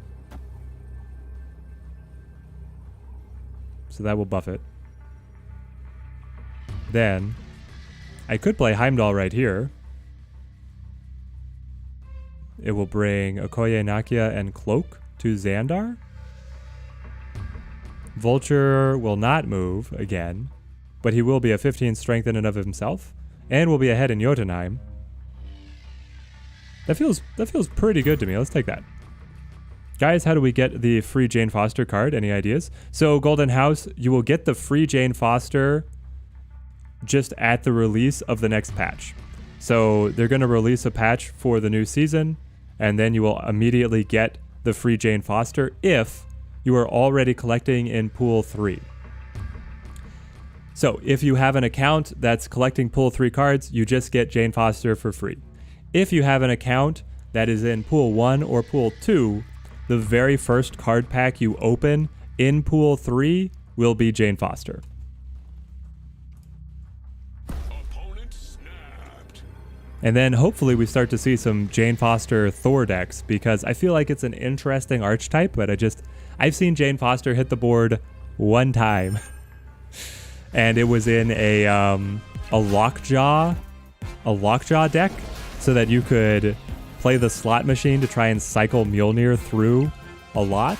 I thought it was actually an interesting deck idea.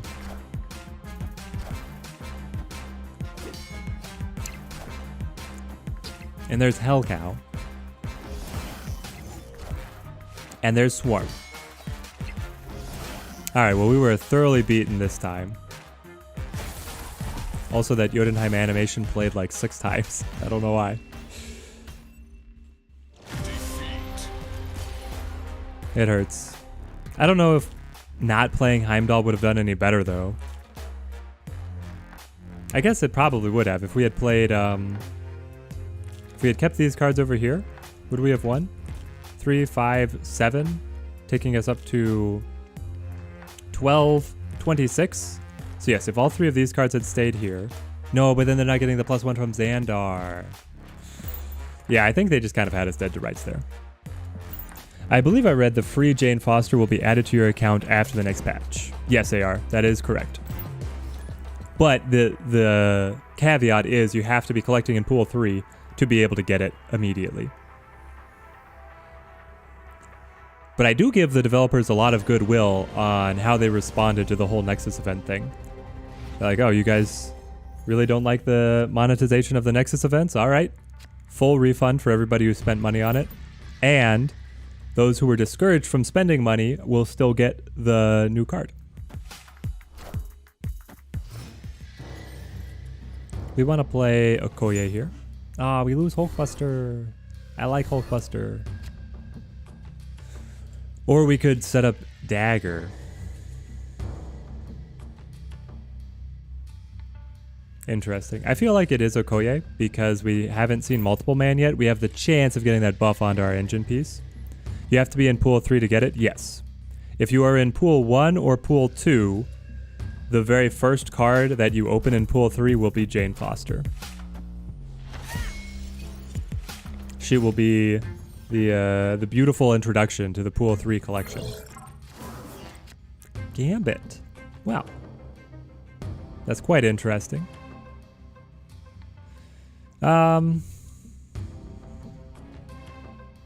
I don't know. Let's go Craven.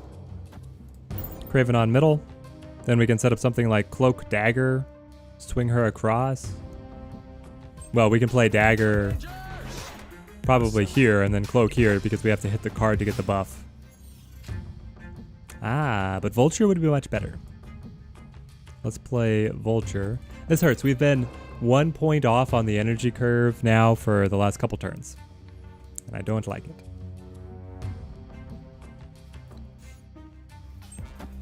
Also, we can't Cloak to Nowhere because it's an on-reveal effect.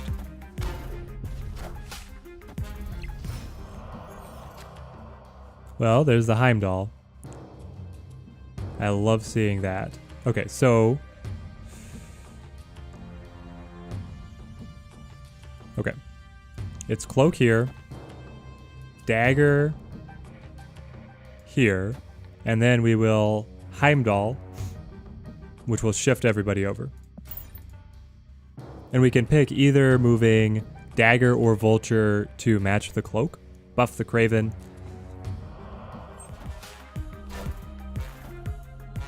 Ah. They get the Claw to be able to buff Sokovia. Interesting. Well, I think the best combo we have is going to be moving Vulture. Is it though? Maybe it is just Dagger, Heimdall. Because Dagger is going to get +8 hitting nowhere. Which is crazy. Vulture doing the double step would be +10, but all we need is enough to win, and then we want more power on the other locations. Let's take it like this. We'll be able to guarantee win nowhere, and then we just have to win either Sokovia or the hub. Ah, here we go. They do the big reshuffle. Bucky Barnes and Mr. Fantastic? Okay. Sure. Sure.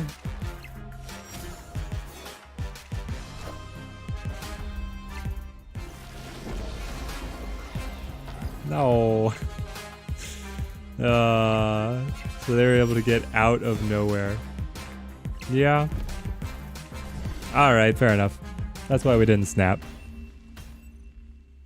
Defeat. They were able to call our Heimdall play. We're slipping, guys. We're slipping on the quest to rank 200.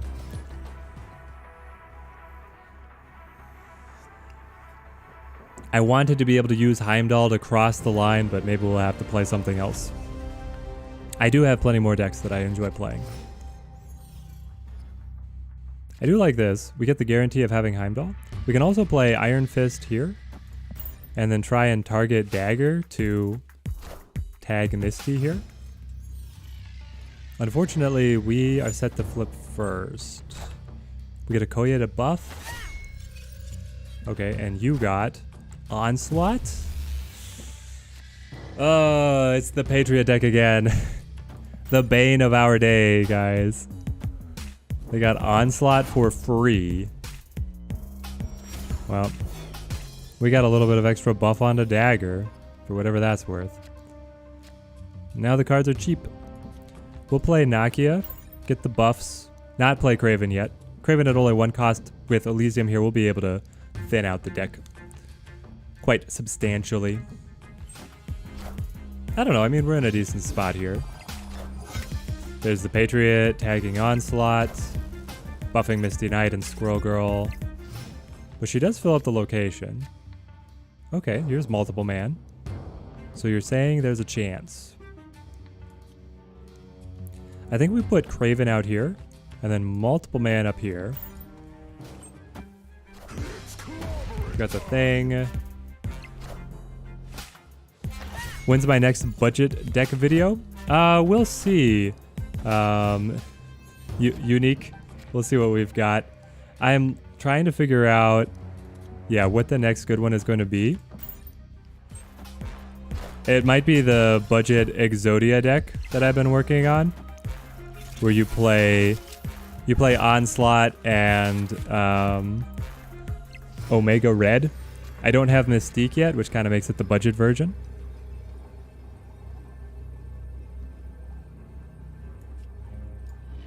Are we able to take this?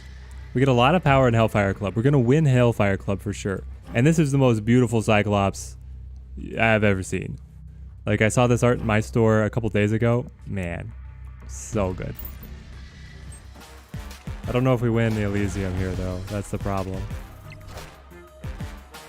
And I know we don't win Sakaar. They outran us.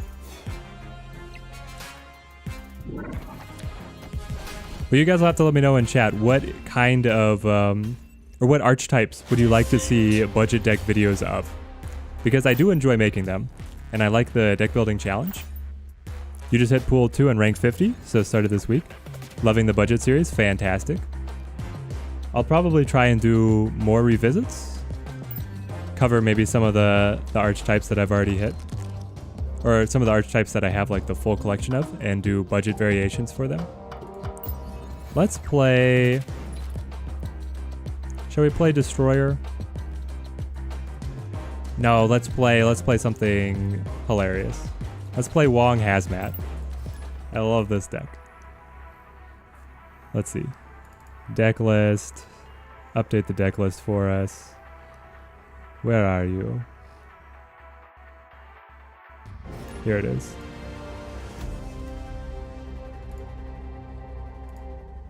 Yes, this is our deck list. I love playing Hazmat. Think budget variations would be a great way to cover all bases.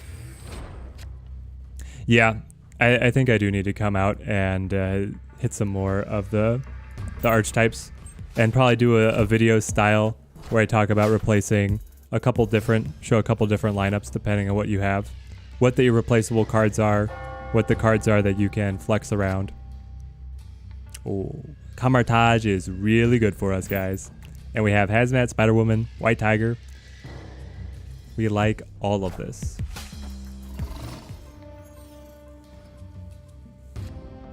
Kunlun, not so much. And having a dead turn 3, the rare, completely dead turn 3. I could play Hazmat now. I could re-trigger it with Odin later. Okay, I've kind of sold myself. They flip first, so any card they played is also going to be debuffed. They play Sentinel. Alright. How do you like your -1 strength Ant-Man? I like it.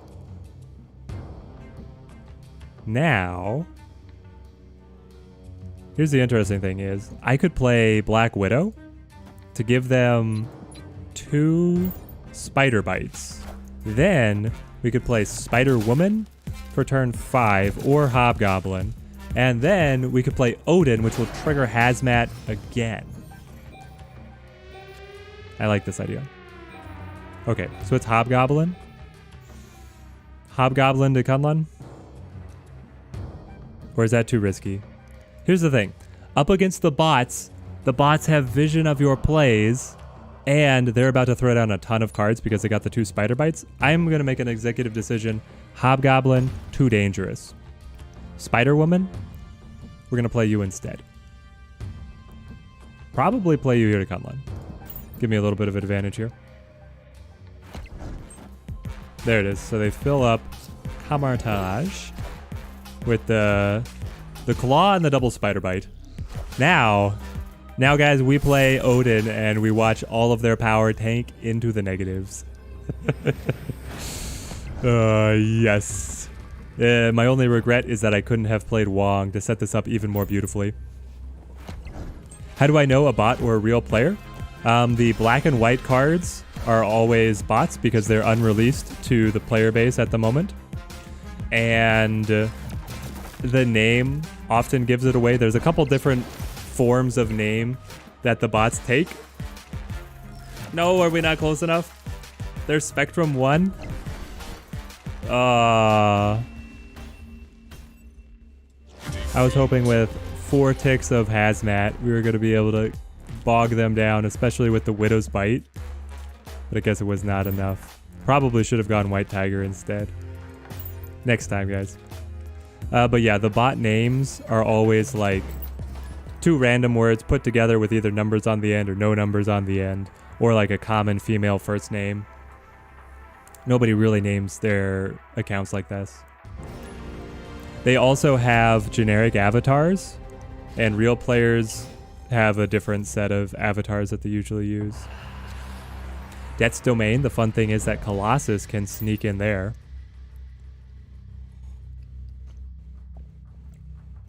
Alright, we have a great hand for this. We'll be able to gain the advantage at Death's Domain. We can also use White Tiger to spread out a number of cards for us. They go Sunspot, Mojo World. We'll play Colossus. What'll be a good turn 3? We could play Hazmat, but the opponent is revealing first. We could also play Black Widow. Do you have to play different versus bots than you do versus humans? With some decks, you do, because the bots are able to see your plays before you end turn.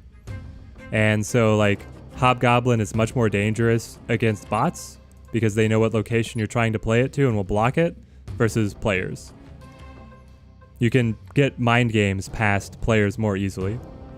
But then bots, you can sucker into snapping and taking them for more cubes if you're behind and then are able to swing the final turn. I don't know, I'm just waffling, guys. We'll play Hazmat. Can bots see all of your hand? I don't know about seeing your hand, but they can see what you lay down for a specific turn. Cosmo is going to lock up Mojo World. Well, well, well. I hate that. Because my whole deck is on reveal abilities. Let's play... You know what? I've always wanted to try this out. So Black Widow creates the Spider Bite to their hand, and then Scorpion will make it a negative power.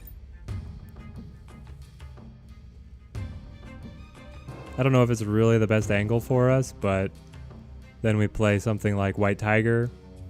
Hope that Spirit Tiger bounces to Death's Domain. I don't know. We need to be able to consolidate some strength here in Atlantis. And with their Sunspot chugging along with the Atlantis buff, they're looking fine. We could sail Hobgoblin over. That will take away their buff and give them the negative power. And then we can play Lizard. Okay, Lizard's just gonna die. Sure. And then what is this? Colossus? Colossus will live. Okay, interesting. Oh, and they're getting the +5 from Mr. Fantastic. Okay. Opponent snapped. This means White Tiger bouncing to Death's Domain wins. If it goes to Mojo World, we lose. Let's see. Cross our fingers. Send me your energy, guys. Oh, the Punisher. We're ahead by 1. Yes! Wait. What? Oh, they had extra energy for Sunspot. Oh, they had extra energy on the Sunspot. Oh, baited. Yeah, we gotta love the 50-50. Oh, man. Alright. A little more with this deck. I believe... Now, this deck is... not... I will come out and say it. It's not the best. It's not the most consistent. But when it works, it is very fun. So let's get at least one game where it works for us. Odin White Tiger is a great combo, especially if we're able to set up Wong beforehand. And then you get a White Tiger sandwiched in between the Wong and the Odin, and you generate 4 Spirit Tigers, which is crazy. We'll play Scorpion over here. The negative locations are also decent for us because we have like Hobgoblin, Green Goblin, and they get pseudo buffed by Kleintar. Tiger is good when you can block lanes so you can guarantee the location of the Tiger, yes. If you have ways to be able to make the White Tiger positioning more consistent, you're going to be much better off. And here the free Odin, extra Scorpion hit on their hand. I guess I'm happy with that. We flip first, so we don't necessarily want to play Hazmat. It'll be a net neutral play, so we'll just wait. We'll see what develops. Part of me still just wants to play Wong and then White Tiger to be able to get over here to Death's Domain, but because they got hit twice by Scorpion, it's a 0. The AI is like, this is a good play, right? It's always a good play. It's not always a good play. We'll play Wong to be able to get that double White Tiger. And then we'll probably try and sail Hobgoblin over to Kleintar first. I don't know, it's getting a little risky because they're filling up the location. Now they've got the buffs distributed. Yeah. Let's try it. Have I considered the Beast in this deck? I have, but I do not own him yet. So my collection is suffering a little bit because of, or the deck is suffering a little bit because of my lack of in the collection. But yes, the Beast would be amazing because you can get the effects, pull your cards back, hazmat the opponent's cards, replay your cards even cheaper. It's just it's a beautiful thing all around. So we're winning here. We need to be able to get a Tiger over here. Or just Colossus, right? This is pretty much better because we're up by 8, we're up by 1, and then we're up by 4? Do we feel like snapping? You have 3 cards in hand, but you've been twice brought down by Scorpion? I'm gonna snap. I feel good about this. Love this game, but I wish some locations were less randomly game-changing. X-Mansion, yes. I agree with you, Simon. I'm hoping that they keep on decreasing the frequency of some of those locations, or they have like a pseudo, like when it comes to really competitive matches, like tournament matches or matching up with a player, you can do a ban list of locations. That would be really fun. But yeah, whenever X-Mansion or Weird World comes up, I'm like, okay, this is just a joke game now. It can still be fun, but when you play a lot and you see them and you're trying to test a deck, it gets annoying.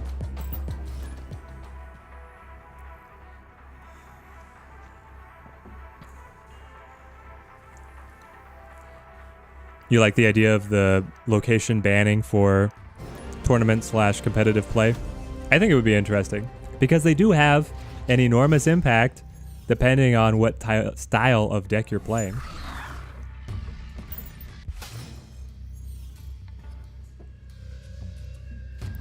Dream Dimension is here to screw up our energy curve. We'll play Scorpion. Debuff their entire hand. Set up Wong on turn 4. For turn 3 here, we're looking at Green Goblin. The hub will give us a rando. I get Shocker. Well, I'm never going to use that. We'll set up Wong and then maybe Hazmat, maybe Spider-Woman. It depends on the lay of the land. They're playing Iron Fist. Korg. Okay. If it was Multiple Man and they started spamming out copies of Multiple Man, then Hazmat's looking really good. You run Scarlet Witch for that reason. That's a fair point. Scarlet Witch or Magic does great at being able to level the playing field in terms of what locations flip over. No, they got the 2-strength Vulture. Try and control the locations, but it's still hit and miss. It is a little hit and miss. You could bring in Rhino. Tournament should have only Ruin location. No, but that would just be boring. I feel like if it was only Ruin as a location, I would actually get bored. Let's play Spider-Woman here. I feel like that's a bigger swing. Because let's see. There's 4 cards versus 4, 5, 6, 7. This Hazmat would hit for a 6-point swing. This is going to hit for a lot more.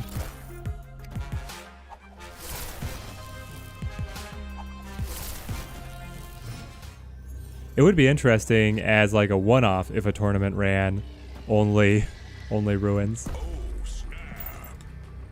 All right, now we get the double White Tiger. That feels like a good finish for us. We're fairly far ahead on everything. There we go, we get the jump. Those are great jumps. Those are great jumps. And then Heimdall sends his friends away. Yes! Eked it out. I think locations is part of the game. They can refine on what makes Marvel Snap different. Yeah, the locations, if they tone down the frequency of some of them appearing, or let some of the really wacky ones just be like ultra rare, kind of like World Ship, right? I've seen World Ship in like 2 games only, and I've played hundreds. If they moved a few more to that style of rarity, I'd be good.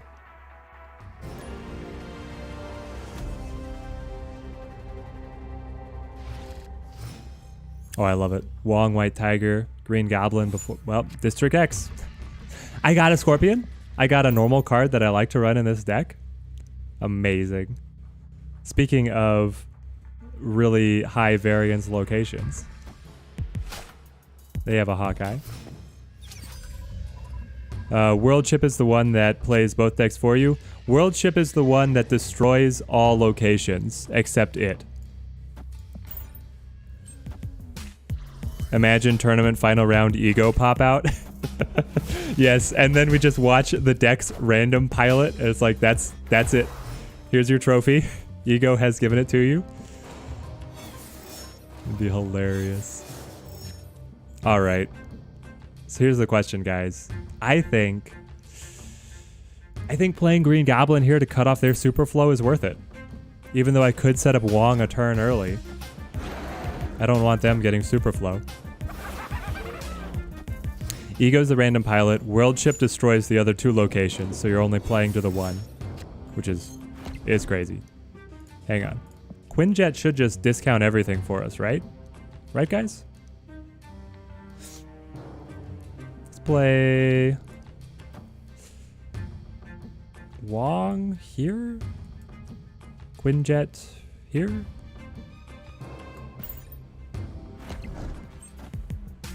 I think this is what I want.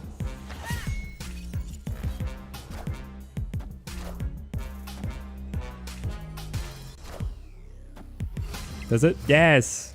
Okay, good. Quinjet hits all the District X cards. Got a Giganto, guys. That's amazing. Okay, so we play White Tiger here. And then we'll be able to play Giganto plus Korg afterwards for next round. It'll depend a little bit on what we draw, but getting Giganto here on District X feels like it would be significantly in our favor to do. It also depends a little on where the Tigers bounce. Well, I like that. All right. Now we snap. The opponent is snapping. You think that you're winning this? My artificial intelligence friend? There's no way.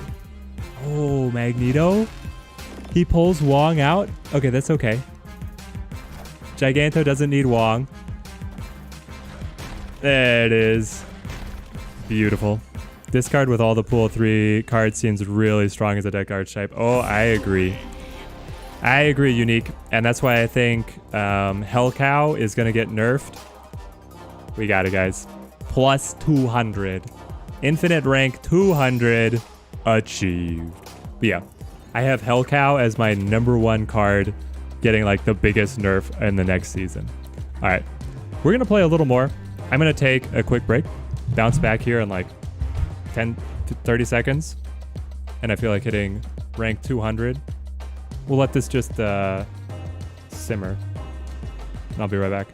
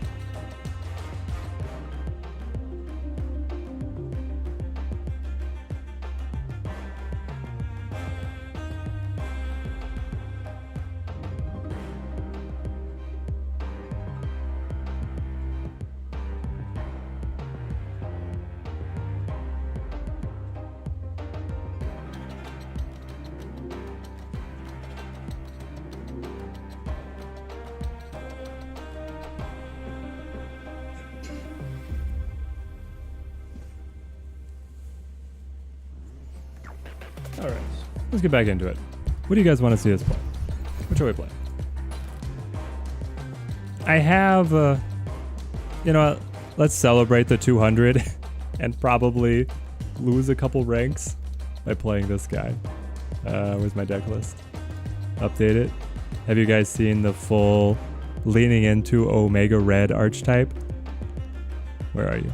I'm calling this Alpha Omega. There it is. Let's do it. So now we're at 200. We're probably going to lose a little bit. You wish there was some reward for just playing or winning at least, because after you're done with dailies, it's kind of pointless to keep playing. Even like 5 credits per match would be great. Yeah, just a little trickle of credits. So, I mean, so you get, every time you win a lane, you get plus 10 progress on the season pass. So you're slowly getting, like very, very, very slowly getting the season cash unlocks. And then you're also getting the boosters for the cards, which they've said they're going to give us an alternate way to spend boosters. If we could grind up the boosters into credits, I think then they'd be in a sweet spot for progression. Because I agree, once you've hit infinite rank, and then once you have been able to do all your daily missions, it's like, well, I guess I'll play a different game. Or, you know, I should just play because it's fun, but at the same time you have like very minutely set up progression for every single other aspect of the game, and it just doesn't feel as good if I'm not getting any progress. Alright, Omega Red hits here, and then we have Onslaught. If we don't, we would love to see Iron Man as the draw. If we get Iron Man, then we play Onslaught and we're super happy. We don't, that's okay. That means we go to Mojo, and I'm going to play... What do I want to play? You already have Mystique Patriot. Do I have any way to break up this kind of play? I don't really. Cosmo's not going to do anything for me. Ant-Man is not that useful either. Maybe it's still Cosmo, though. Ah, here's what it is. Here's what it is. Okay. We play Cosmo. Well, I'm thinking of, like, can I use Shang-Chi to beat up one of these huge guys? I could. I could do that. I could do that right now, honestly. Or I could play Magic over here, because they're just going to play Onslaught. And then even if I play Shang-Chi... Well, if I play Shang-Chi, then I get the buffs from Omega. Interesting. Okay. Counting on them playing Onslaught. I think this is the best play. Let's see. Let's see. I have the problem that I have with a lot of cards, but no credits to level them up even at collection level 260. Yeah. That's like the credit bottleneck is extreme. Wait, Cosmo got us the win off of Doctor Doom? Oh, man. I did not see that one coming, but that worked out beautifully. The opponent got absolutely tripped up by Cosmo. And still very early in the game, the grinding bots is not much fun. Yeah, I agree. If you're just playing bots over and over, like I wish they also had a feature, like extend your queue time to be able to hit a real person. Like basically, how long do you want to wait until they give you a bot? And I frankly would wait like 3 minutes to get a game with a real person instead of a game with a bot. And probably everybody could then set their own tolerance and everybody could be happy. That's kind of the way I see it. We'll go Mojo here, expecting our opponent to want to fill up Mojo World as well. We don't have much use of Camartage. We're all ongoing instead of on reveal. You really love when cards like Cosmo, Storm, or Professor X pay off. Oh yeah. When you can hit that control, Cosmo prevented 10 points of Doombots from our opponent. Mojo and Mojo World is pretty unstoppable. I do like that some of the thematic pairings, especially cards and locations, is really on point. Let's see, what else do we like? You were also playing... Why? Did I miss the memo, guys? Is Patriot deck the best deck in the game? Is this a deck that's about to get nerfed? Are people playing it? Like, I don't know. Let's play Captain America over here. I'd like to be able to see Omega Red make an appearance. We've got Magic to be able to draw out the game. Looks like we're going to have to access Magic here. See how things go. You think the bot issue is part of population size? That's why they have done New Zealand and Australia beta release. Yeah, right now, because matchmaking is not global, it's regional, and I'm playing in the US, so I'm only playing against people in the closed beta. It's not even open beta yet, right? So it will get better once there are more players. It's just that right now, you play majority bots. This is the Brood. Yeah, Brood is quite effective when it's getting buffed by Patriot, I have to say. Let's see. I think it's interesting because I could go Onslaught, and then I could play something like Claw. Maybe that's the best line that we have. We use Claw as the replacement to... You have your own Onslaught? Fair enough, fair enough. Omega Red just decides to pop in? Doesn't matter, is the next question. Because if our opponent does not play an additional card, Right to Mojo World will never score the Super Mojo.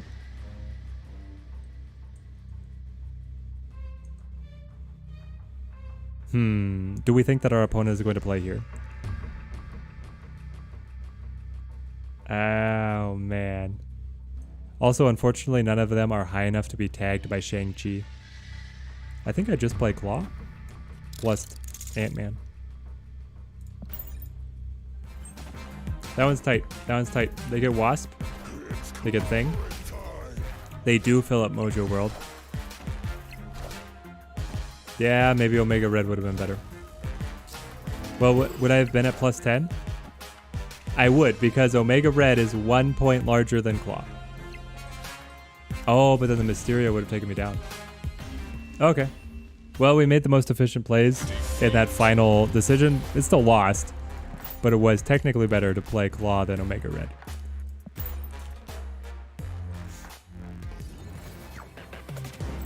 I'm interested in who is going to get the game next, because they have New Zealand and Australia and Philippines. Is it going to get like an Asian release?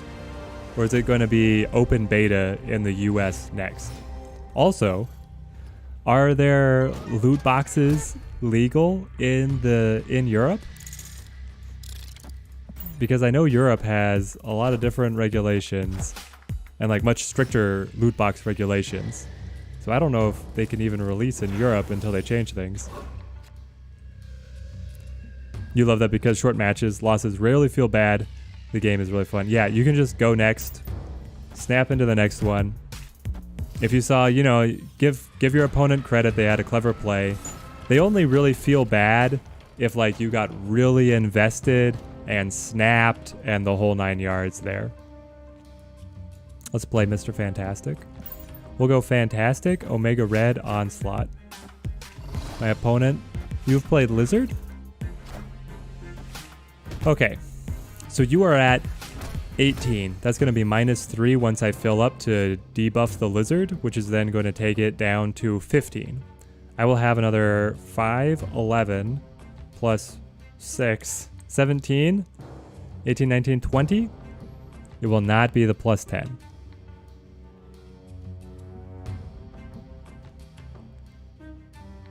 But I can play Claw to give me the extra that I need. Normally it's Iron Man, but I played Ant-Man a little early. We broke up the Exodia. I think the only time it feels bad is if you snap 8, think you can win and then lose by 1 point. Oh man, yeah. Yeah, there are some that sting. There certainly are some that sting. But for the most part, you can just happily go next. I don't think I want to use magic here. I think I want Claw. We can debate on the usefulness of magic after... Oh, Professor X? My friend? That's a snap, guys. What's he gonna do? They snapped as well? What do you have? Let's think about this, guys. What do they have? That can hit Wong. Oh, is this the... It's the Spectrum. Spectrum is gonna play. So, what if we play Cosmo? No, they flip first? Ah, dang it. They're going to play Spectrum. Spectrum is going to buff all of these by 4. So that's too much.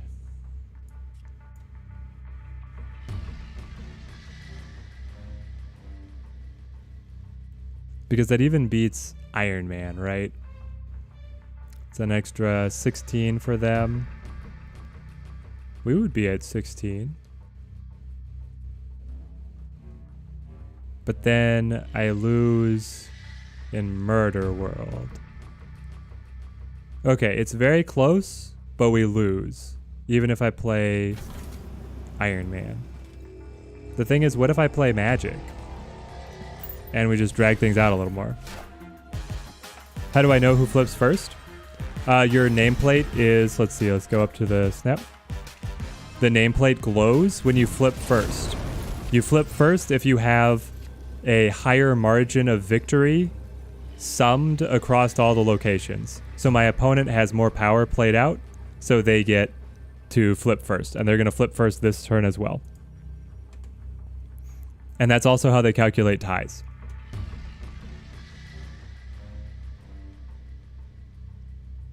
Now, if I played Shang-Chi, we kill 11 strength on their side and go +6 for us. So that's a 17-point swing, which is not enough. At every turn, guys, it's not enough. It's so close. Wow. Escaped. Yeah, it's like based on this power difference works for pretty much everything, but then bar with no name.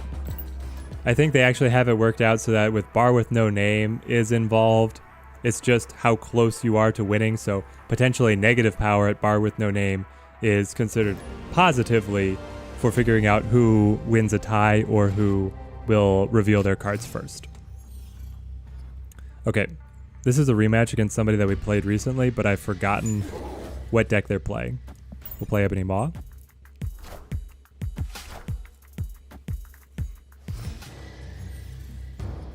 Okay, they're playing one of the Patriot decks. They're just one of the Patriot deck players that we've seen. Then, what do we like? We'll go Mr. Fantastic, Omega Red, hope to see Onslaught, play Magic maybe to stretch out the game, play Captain America if we have to get the lead. We'll see what we've got. There's bar with no name. So, excellent example. In bar with no name, this is counting as +4 for us being the ones to flip first. So if we do total sum power, we're at 16. They, summing all their power, are at 20. So in any other situation, they would flip first. But because bar with no name counts as the inverse, we're flipping first because the game considers we're ahead. I can't believe that flipped as like the best timing for explaining, but there we go.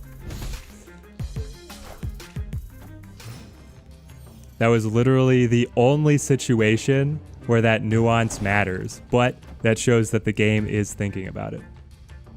Also, it means I should seriously rethink what the heck I'm doing with this deck, because if I reach over and win bar with no name, I lose the game. I should just... What should I do? I don't even understand what I'm supposed to do here. Also, winning Baxter building is bad for me.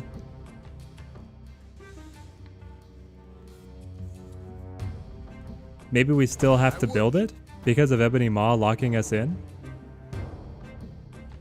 This is very odd. But I think I have to win both Monster Island and Baxter building, and then I'll lose bar with no name. But we can play Magic to bar with no name to then make that not matter. There it is. We figured it out.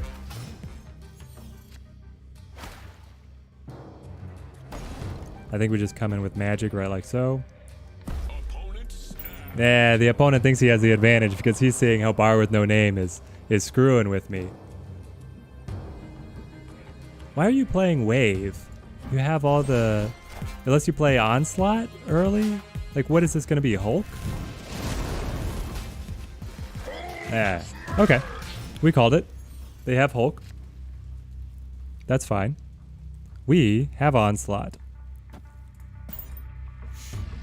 You had the craziest game where you were losing but flipped Monster Island with Scarlet Witch and won because their lane was full and you got the +9. Ah, that's so good. Yeah, some of those Scarlet Witch flips are absolutely incredible. Now, what do we think is the best way to be able to go up? I would have loved to play Shang-Chi, but Ebony Maw. Look at this guy. I love the animation. They show it locking up. It's so cool. I think it's just Captain America because he's going to play for... He gets doubled from Onslaught. It could also be Mojo expecting our opponent to fill in to be able to stay within 10. I feel like this is the big brain play. And we flip first, so Cosmo would land a little control. I'm pretty confident. Not gonna lie, you're glad you're too low to play against Magic so far. Just hit pool 3 and my first card was Kingpin. Oh, you got Kingpin? That's awesome. I am still waiting for my Kingpin. I think that he can build some very fun decks. You get the cards like Kingpin Magneto just sounds like an insane combo. And I don't have either of them yet. But yeah, you won't match against any pool 3 players until you're pool 3 yourself. They try and keep you in roughly the same collection level.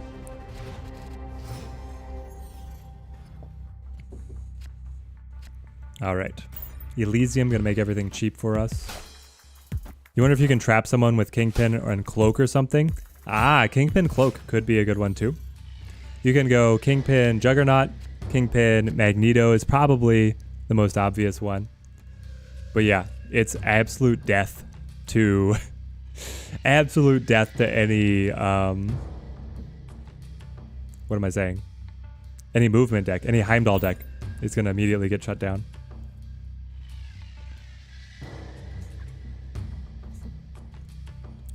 It is based on collection level or the pool level card in your deck. So they haven't told us the explicit details of matchmaking, but it is regional, it is pool level, and it is a little bit win-loss record. Like you're given a rating based on how often you win. And this is it's a terrible draw for us. Not being able to play anything here. I didn't want to waste the Shang-Chi. The very rare turn 3 pass. They have Jubilee. The Punisher. Okay.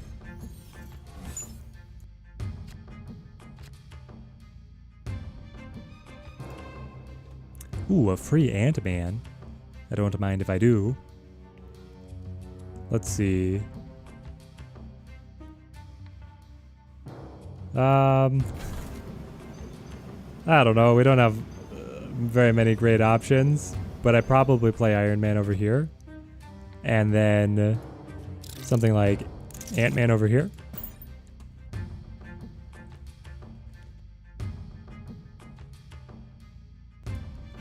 You're glad to see Jubilee is actually a valid card. Yeah, Jubilee got nerfed pretty hard with her synergy to Chavez. And that got broken up, but she's still good. She's still very good in a deck that wants to play big cards or be able to thin out cards like Mr. Negative likes to do. She can be quite strong. So, we're counting on Iron Man winning us this.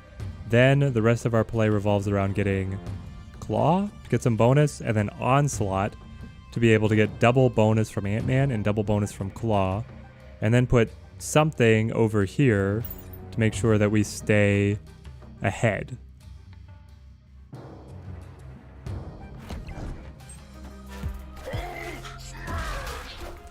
Unfortunately, Hulk is protected from Shang-Chi by Cosmo.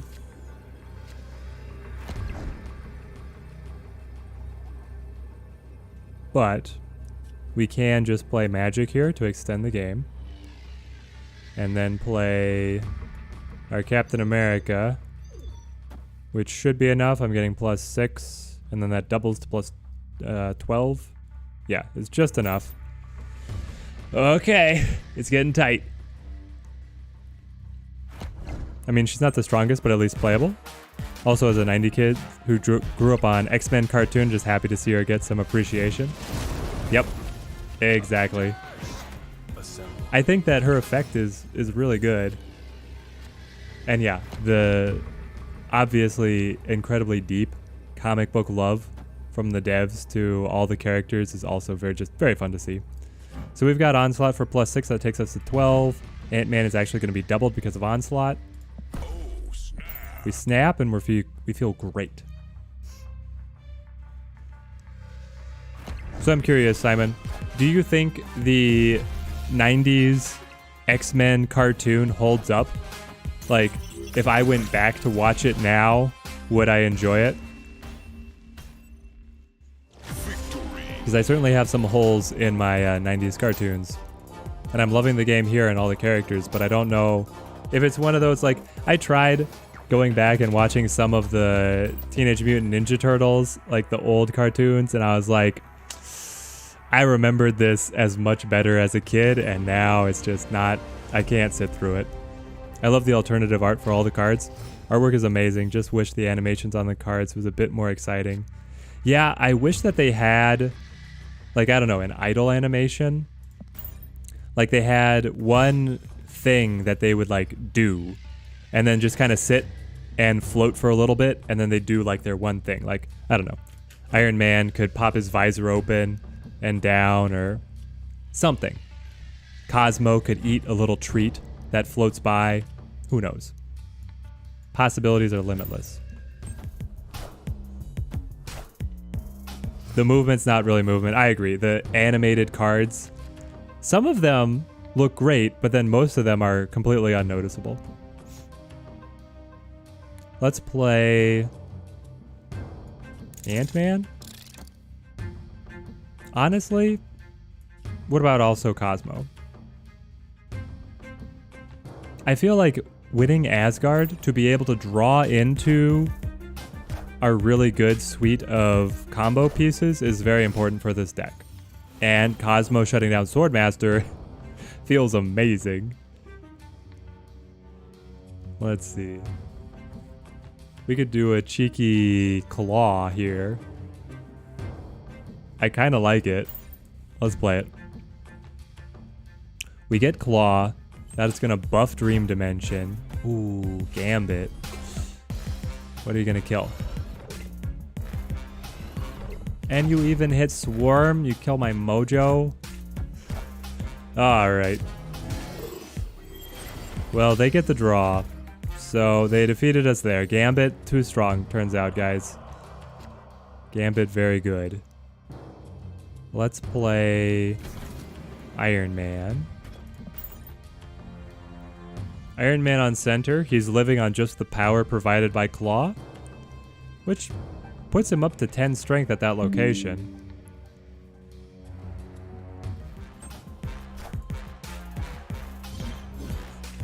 Comic books, I guess, would be more fittable for grown men than 90s cartoons. Okay, so Nick says just read the comics instead of watching the cartoons.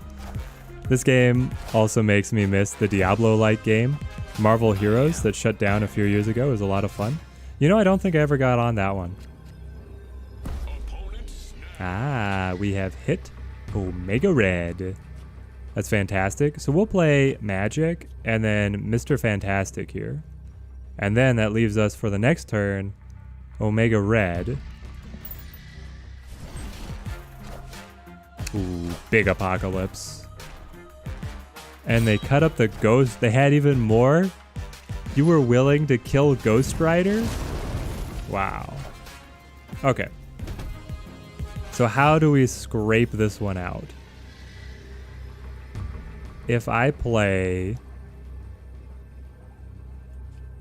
Omega Red, I get +4 over here. But I have to be at +10 here, but I'm adding 10 strength myself. That's pretty good. It's pretty good. Captain America comes over here for +6 and then an additional 3 from the Ant-Man. It feels good, and the opponent is down to only 2 cards. They also lost their Ghost Rider, so they can't play that. If they have Hela, I mean, they only have 1 spot to be able to play to. Do we snap, guys? I'm going to leave it at 4. Self-doubt. It's Chavez. Chavez is a good one, but it's not good enough. Wait. It was good enough? Did I not? I was getting +10. Oh, no. I needed 1 more point played down here. And we lose the tie because they were ahead so much on the right. Man, that was close. I think discard does not care what they chop up. It's all upside so strong. That's true. Discard really doesn't care too much. Maybe we should play some discard. I will tell you guys, my discard is not nearly as good as what they've been running. Let's update our deck list. Browse. I do have Wong on it to make it the Wong double discard. There it is. Open. Done. Yeah, this is our list. So we still have to run Sword Guy. We're missing the fun stuff like Hell Cow, Gambit, and whatnot, but it's still a decent deck. Let's play a little bit of self-discard. I think 90s cartoons were very respectful to source material, more than any cartoons after that, especially Spider-Man. They're very much worth a go. All right. I'm sure that I could probably find them on YouTube, right? Do I have some Death Wave? Because that sounds like fun. I don't have Death Wave. I've been trying to play around here with just the B tier stuff, man. No Death Wave for us. Death Wave, I can't wait to be able to build it. I did recently get Venom, which is an important piece. Also, we just win this as soon as we see Collector cloning Vats. That's a guaranteed win. But yeah, I'm waiting to be able to pick up Death. The elusive pool 3 card for me.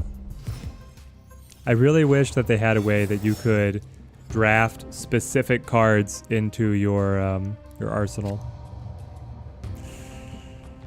So getting Wong started would be really fun, but at the same time, I can just keep on playing the Collector, and then I can debuff whatever's in their hand.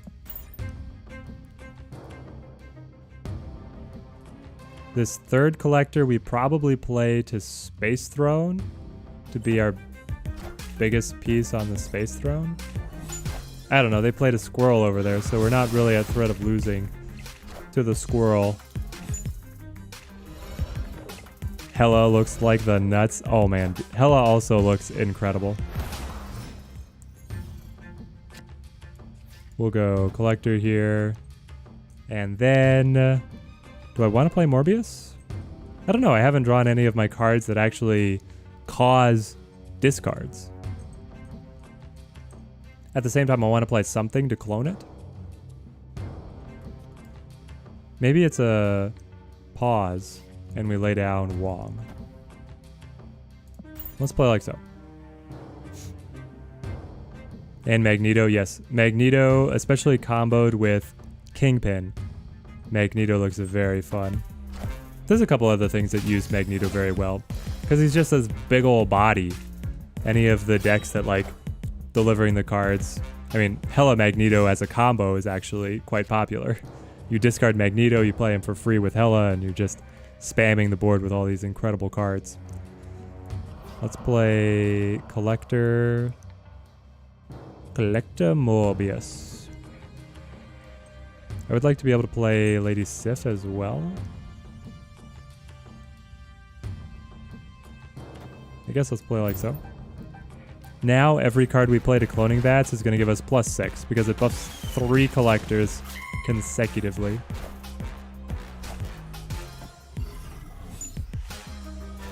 There's the Morbius. How many pool 3 cards am I missing? I think I'm missing about half. I can show the collection level in a sec.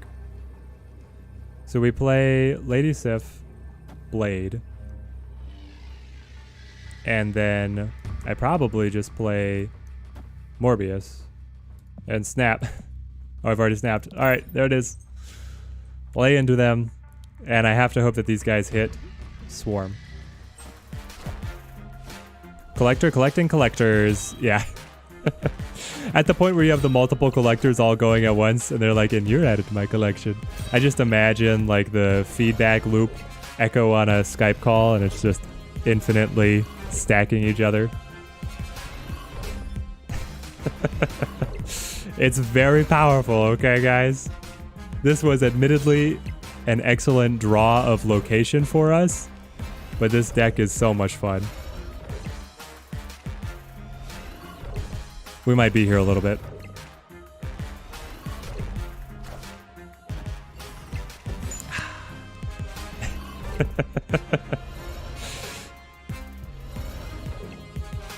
Good gosh. I wish they did have a dust system where you could blow up cards and make specific cards from the same pool as the card you blew up, similar to Hearthstone.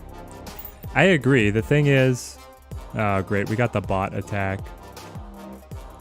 Can I block it? Hang on. What do I have to be to block it?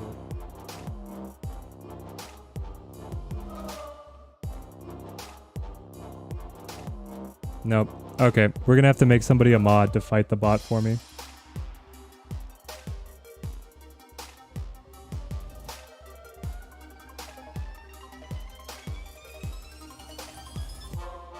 Alright, Simon and Unique, you're both mods. You can fight the bots. I knight you to fight against the porn bots.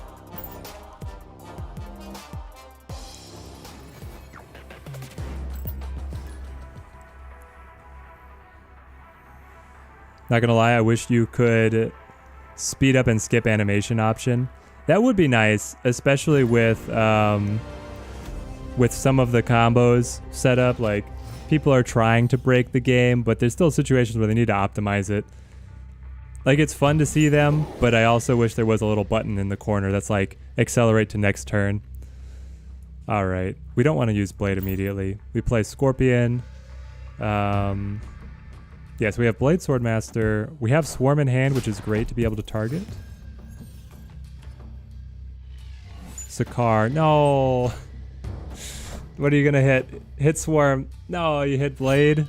Okay, great. Now, we're down some of our best cards because Swordmaster decided to discard Blade.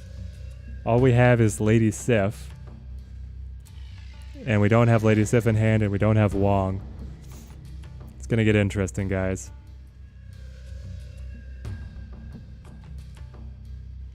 Yeah, I'm gonna be interested to see how they think about progression system changing. Because on the one hand, I can appreciate you get cards randomly. You have to adapt with what you have. It means that players will likely experiment with more archetypes than they normally would have because they have to make do with what they had. But imagine this scenario. In 4 years from now, we get Avengers 6. They introduce a new superhero in Avengers 6. Marvel Snap runs an ad campaign. Hey guys, you love this character? We've added it to our game. Come play Marvel Snap for free.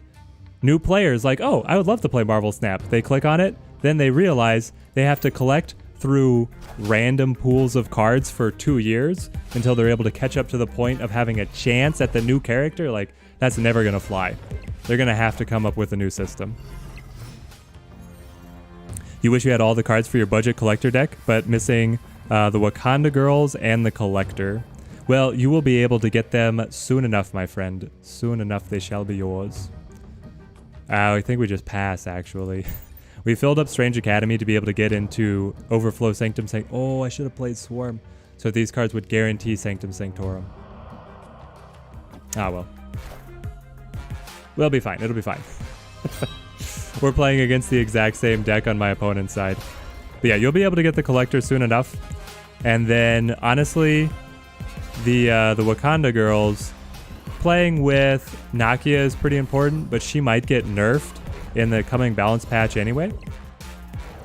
So if she gets changed, I'm definitely going to be doing a video talking about how to adapt to the decks.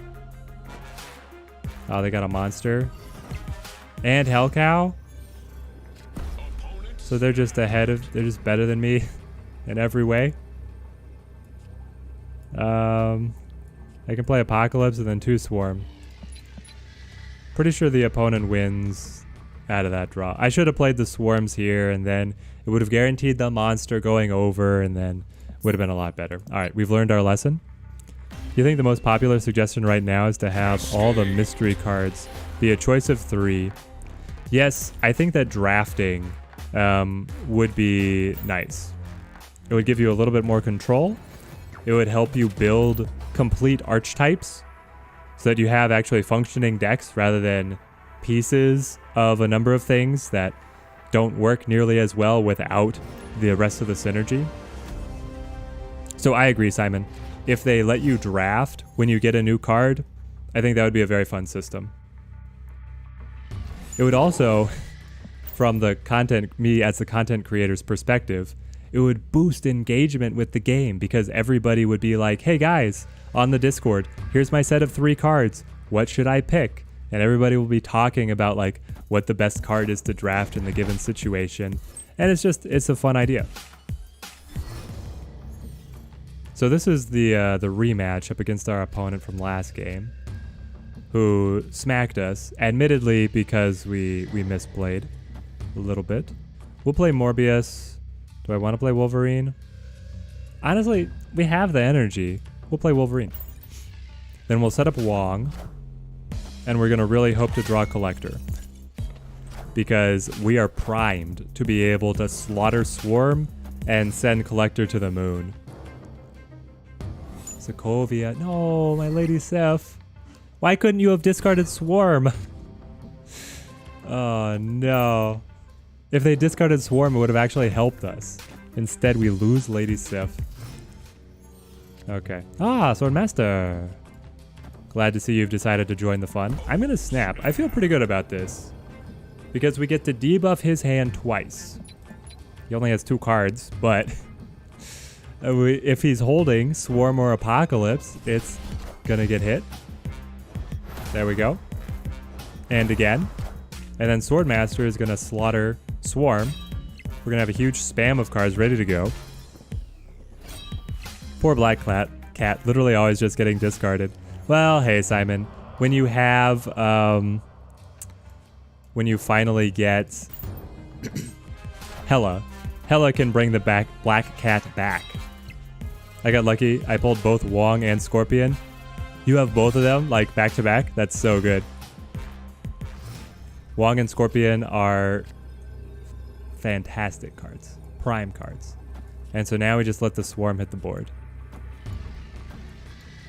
I don't know what my opponent's been doing. He's not played in a little bit, has he?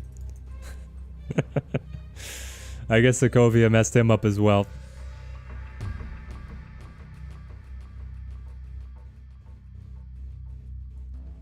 But yeah, the Wong and Scorpion both can fit into a lot of decks. They're very good. Plug and play. If only there was a turn. Yes, if we'd had one more turn, Nakia buffs every single Swarm. That would have been insane. I need the alt-art. I want the dinosaur Swarm. There's a T-Rex version of Swarm that looks amazing. Alright, you get to cut up yours now, sure. And buff the Collector. Fair enough. And then Hell Cow. Does the Collector actually pass us? No! Say it isn't so. Oh, man. Well, that's Hell Cow for you guys. Sorry for bumping the mic. That's what Hell Cow can do. Wow. Alright, I can't end on this. We're getting back into it. This deck's better than that.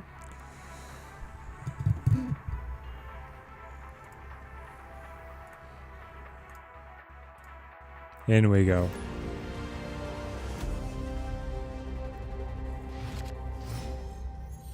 Man, they just barely edged us out there. It was too much. So Atalan will recycle the hand. It's going to be interesting. Vault. Let's play as much as we can to it before it closes off. So we'll set up Scorpion. We can get Morbius there next turn. And then honestly, do we play Blade? We might play Blade because Atalan is going to shuffle us a new hand anyway. Oh no, Kiln. Kiln's going to pop up. If it hits Apocalypse, it's great. If it hits either of these guys, it does hurt the deck a lot. I think we wait. It's very close as to what line of play you want to take, but I think we wait.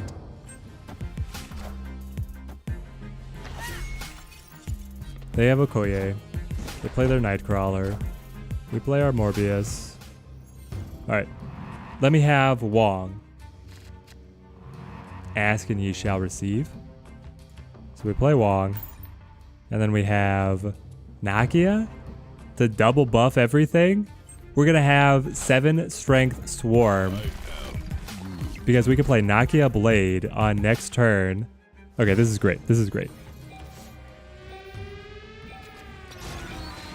Though the vault is going to close off and Kiln is already closed off. Okay.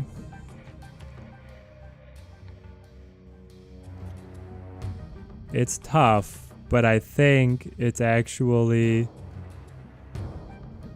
Oh, what is it? What is the play? Because we could play just like Swordmaster Blade. That way we get the 7 strength over here. We lose the phenomenal buff from Nakia. But we don't really have a lot of places to play Swarm. On the final turn, we're only going to have 2 spaces. So them being a little stronger or not doesn't make that much difference to me. Instead, it's going to buff Morbius up to beat Nightcrawler. And it gets the strength here to hopefully win in the vault. Maybe I should have even moved Blade over to the vault. Honestly, for such a simple concept, there's a lot of strategy involved with all the discard, destroy, movement cards. Really hoping it goes viral after a release. Yep. I hope that it gets stronger and stronger as well. I feel like it's tied to the Marvel property, right? So it has great potential. And the devs are clearly very active. They're very responsive to the community, which is also great. I guess it's Dracula here. I don't know, it doesn't feel great. Yeah, I'm just gonna back out. Whatever they play is gonna be able to top us. We were only gonna get +6 at max anyway to tie. And then Morbius to break the tie. I think that really the snap mechanic, yeah, as long as the monetization is not like too predatory, the snap mechanic of being able to double down and follow the swings is just so interesting that it takes what has made stuff like poker and blackjack live forever as very like even simpler card games adds so much more depth here that I never expected the Marvel-based collectible card game, which is potentially, it has the potential of being just the most obvious cash grab of, you know, popular mobile game paired with popular movie franchise, but they actually have innovated in some respects. Let's play Scorpion here. Do you know if they'll wipe progress before release? No. Progress will stay. So anything you unlock now will remain unlocked. I assume that they will wipe your rank and like all your MMR and player stuff, but any cards?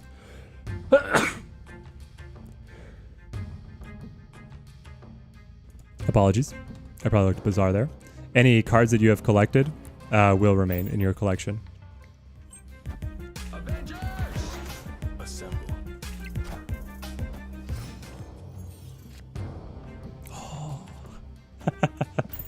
And we snap. That's a Wong at Kamartage, is it? Now we just have to draw Swarm or Apocalypse. Please. Please. Well, thankfully, the Collector is not ongoing. Morbius is ongoing, which has always seemed interesting to me that they would be different, but it's how they are. So now we play Morbius. And I think I play Wolverine, because that leaves me turn 6 to play both Lady Sif and Swordmaster. I was thinking about playing Lady Sif, but then I had the potential of just cutting up Swordmaster. It's kind of low odds, but that's how we're going to do it.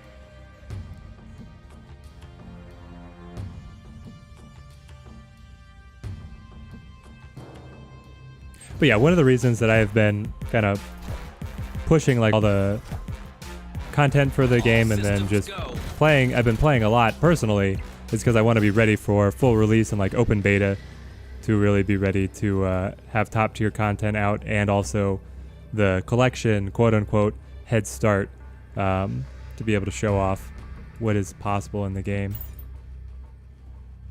Night, guys. All right, thank you for joining the stream, Unique. It was great to get to chat with you. When you wake up, it'll be the new season.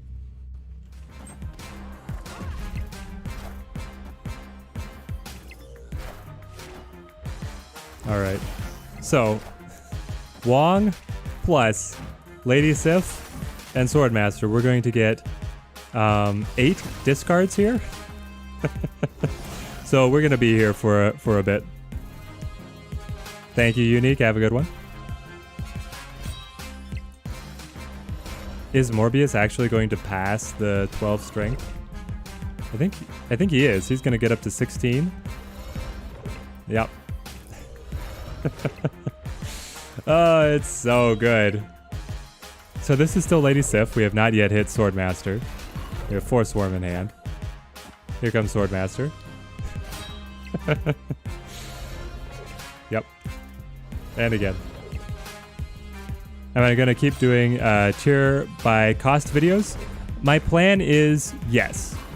But I got snubbed on the timing of the release of my last 2, where I released and then the balance patch came just like a couple days later to invalidate the tier list. So now I'm going to do my 3 cost tier list shortly after a balance patch. So it has a chance of living at least a little longer.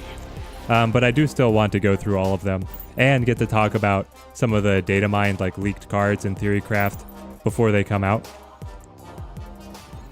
Oh, beautiful. We hit the season pass. All right, guys, what's it going to be? 50 credits.